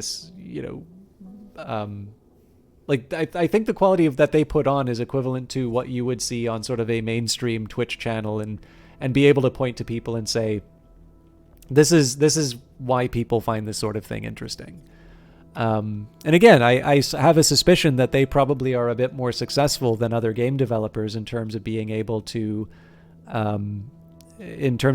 use their own Twitch channel as a method of outreach. And they've also done things like Twitch Plays Crypt of the Necrodancer and that. I mean, they obviously have a game that works well for that format and such. And the important thing on that, just in case people are taking the wrong takeaways from it, it doesn't necessarily mean that if you are a developer that you need to do things the way that Brace Yourself does. I think what probably is true is that Brace Yourself has realized that they have this talent, and that, spending some amount of time on this thing is probably worthwhile, compared to, say, I'm trying to think of another example, if you're, I don't know, very good at making shaders. This is probably a really terrible example, but I'll put it this way. If you can make something that other people look at your game and go, my God, I wish I could do that. And you have a way to put that in something like the Unity or the Epic marketplace. Clearly, as far as the survivability of your company is concerned, the ability to be able to produce those kinds of works is time much better spent than streaming, right? If you don't necessarily have the qualities or the interests that would make you as fun to watch as any other potential alternative, then it may just mean that there are things that you're better suited to. But again, with all of that in mind, like the thing that I wanted to talk about was that I think Brace Yourself has a really good approach to Twitch, in the sense that their channel is genuinely fun to watch, and they will do stuff that's not necessarily Brace Yourself. In fact, for a while, Ryan used to host a sort of a show called the Clark Tank, where he would talk about trends in terms of gaming, and that this is where a lot of the ideas about hooks and things, these are kind of places where he talked about that. And I mean, even then, like he is quite a good presenter. And actually, it interests me. I saw a presentation that he gave about hooks that was quite old, and I actually thought he did a good job presenting it. But what I also see is a more recent set of videos that he's done on hooks, and I compare that to the one that he did before, and I would not be surprised if he spent some time like sitting down and thinking about what it takes to be a good presenter. Because again, I personally do not think there was a problem with the presentation he gave before. It was an important message to hear, and I think it was delivered well. But he also has some good natural qualities. Like he's got a deep voice, and he's charismatic, right? He's founded, I think, 2 gaming companies and a number of other enterprises, and everybody seems to really excel in his company. So I'm assuming he's got some magic going on in terms of being a leader of people, or otherwise just getting the idea across. But yeah, like this is not something that's going on that channel anymore. I'm assuming that he's got other things that he needs to spend his time on. But that doesn't mean that the Brace Yourself channel went away. They've done everything from broadcasting Tunic to having, Titan Tuesday, where they'll talk about updates for Industries of Titan. There's a lot that's kind of going on that channel, and it's neat that they're able to do an entertaining broadcast, like as something that is kind of fun as a show to watch on Twitch, as well as the fact that it is in fact something supporting their commercial enterprise, which is to make video games. And again, I'm assuming that probably having like a team is another factor. Like I'm assuming if it's a solo dev trying to do development on Twitch, that can be fun to watch in its own way. But I based on my own experience of like trying to write and sometimes do a little bit of coding on Twitch, you're not as productive. And so the question is, can you afford to give up an hour where you're less productive? Anyways, this was really just a chance to try and praise Brace Yourself for being good at Twitch.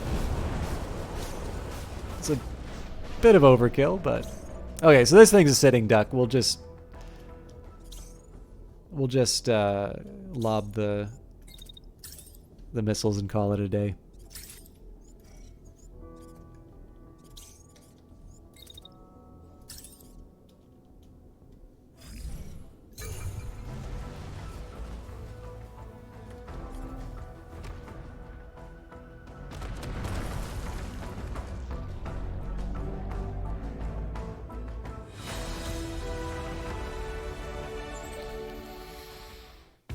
Okay, 215 salvage, and probably the largest amount of like free, like undamaged stuff we've had. We did a really good job of hitting him with the concussive damage. However, I do want the blues and greens, so we'll start with those.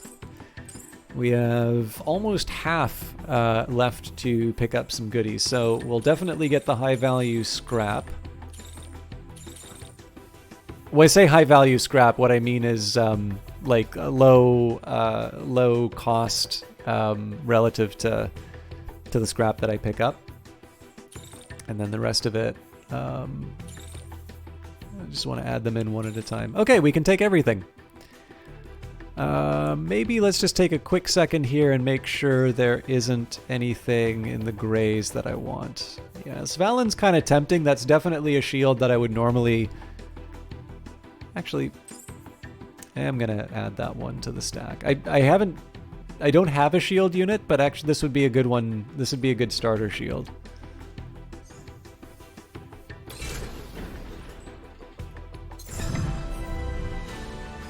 Oh wow, I was not expecting liberation. Alright, well that's a good note to end on. Province liberated. Thanks to your efforts, the enemy was driven out of the contested province. Resistance forces will hold it from here on out. And we've got a resupply point. Complete victory. The invaders have slunk away with their tails between their legs, thanks to your decisive and bold maneuvers. Multiple messages come in from different officers in the Home Army, grateful for your contributions. The radios are also jammed with messages of celebration that fly from town to town in the area, all happy to contribute to kicking the last of the invaders from these lands. A pilot approaches you while others are distracted by the celebrations going on outside the base. Can we celebrate, boss? Just for tonight? I think we earned it. Celebrate. Give your pilots the night off and some booze to blow off the steam. So this is exactly... I mean, like, joining the parade would be kind of cool too, but this is exactly the sort of thing that I want to recover my pilots with. So we'll do the celebration. Looks like we can't recruit. But what I can probably do is upgrade the... Well, sort of, but I can't upgrade with the stuff that I want, so... We'll go back to the world. But yeah, I must have either I misjudged how much was required for the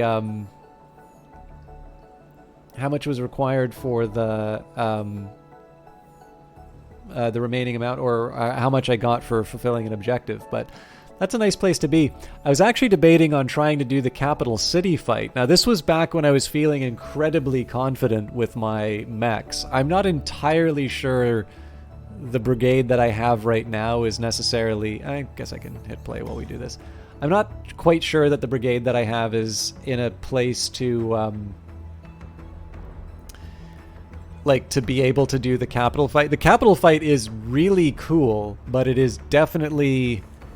It's definitely serious. It's one that you want to go in with pretty prepared for, and we're technically still rebuilding the force. But we have that option available if we want, we've hit the goal that we wanted with our base, which was to be able to print rare parts. Now, one of the catches is that I still want to upgrade the base, so my scrap is going to be rather precious for the next little while. But I don't know. This was, you know, we hit some squalls, so you know we did lose a pilot. We could be better off in scrap. I've got a reasonably good team, but they're not... Like, this is a team that's been together for like 5 battles. Actually, you know what? If I go to the pilots, I can tell you exactly how many. 23, 14, 23... Have I really fought 23 battles with these? I'm surprised, but happy. So maybe it's been a few more battles than I thought. But yeah, no, like, this is still, compared to what we were originally going in with, this is definitely not as strong as what I, you know, what I normally would be going with. Anyways, I'm a little bit over the time that I was originally planning. I was actually thinking of doing a 2-hour stream tonight. I'm kind of glad I didn't, because I enjoyed playing this, but I do need to be responsible with myself for bedtimes, and I actually have some writing that I need to do. I was also thinking of trying to get a little extra work done, but maybe it's better for me to like get a proper rest, and then, you know, in the following day I can just be that much more productive at work. Either way, thank you very much for watching. I am going to take a second here to just to see who is online and who I can host. I know it's probably a little bit more of a quiet night tonight, but that doesn't mean that we can't... oh, you know what? Johnny Big Time is streaming. Oh, and Dirty Rectangles is on. I didn't realize that was still... I definitely should have paid attention to... Okay, let me just take a quick second here to see if they're So they've been going for an hour 45 minutes. I'm curious who's speaking. Let me just take a quick look. Yeah. Like, so like the rapiers are this weapon, rapier right? here. Okay, tell you what. I'm going to do the shout out because you may like this Vanguard Master. This is the Ottawa and Toronto local game dev community. I think they're probably going to be close to wrapping up, so I will. I'm going to hold off. I'm actually going to be... Sorry, this is such a long goodbye, but let me just take a second here.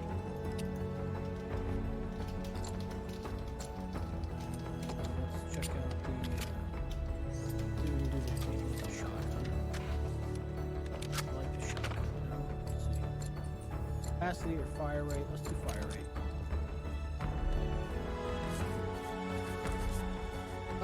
What time is it? 10 o'clock? Probably another like maybe like another hour. I'm slowly closing in on the audio issue, so I'm just trying to figure it out. All right. Slowly closing. Johnny Big Time is playing The Last of Us Part 1, which I think is the big remastered version. There's a few other good broadcasters on right now, so I do, if you guys want to check out some game development stuff, I do recommend you check out Dirty Rectangles. But if Johnny's going to be going for another hour, I think that's a pretty good one to leave it with. So again, thank you everybody for watching. I am going to try and if I can, I'll still try and do Imperiums on Friday. It is a day off for me at least, and I think it's a federal holiday for Canada. But one way or the other, as you know, I have a lot that I'm trying to get through, and you know, I like spending the time. I want to take it seriously and give people, you know, like not set stuff aside. But I have been really stressed out about work lately, so being able to just close some of this stuff down would be kind of nice. Either way, I hope you all have a wonderful evening. I will hopefully see you Friday. Failing that, we'll be back Monday, probably with Tara and Victa. Say hi to Johnny for me and have a lovely evening. Oh, Truth and Reconciliation, I think, Vanguard Master. Anyways, see you all later. Bye.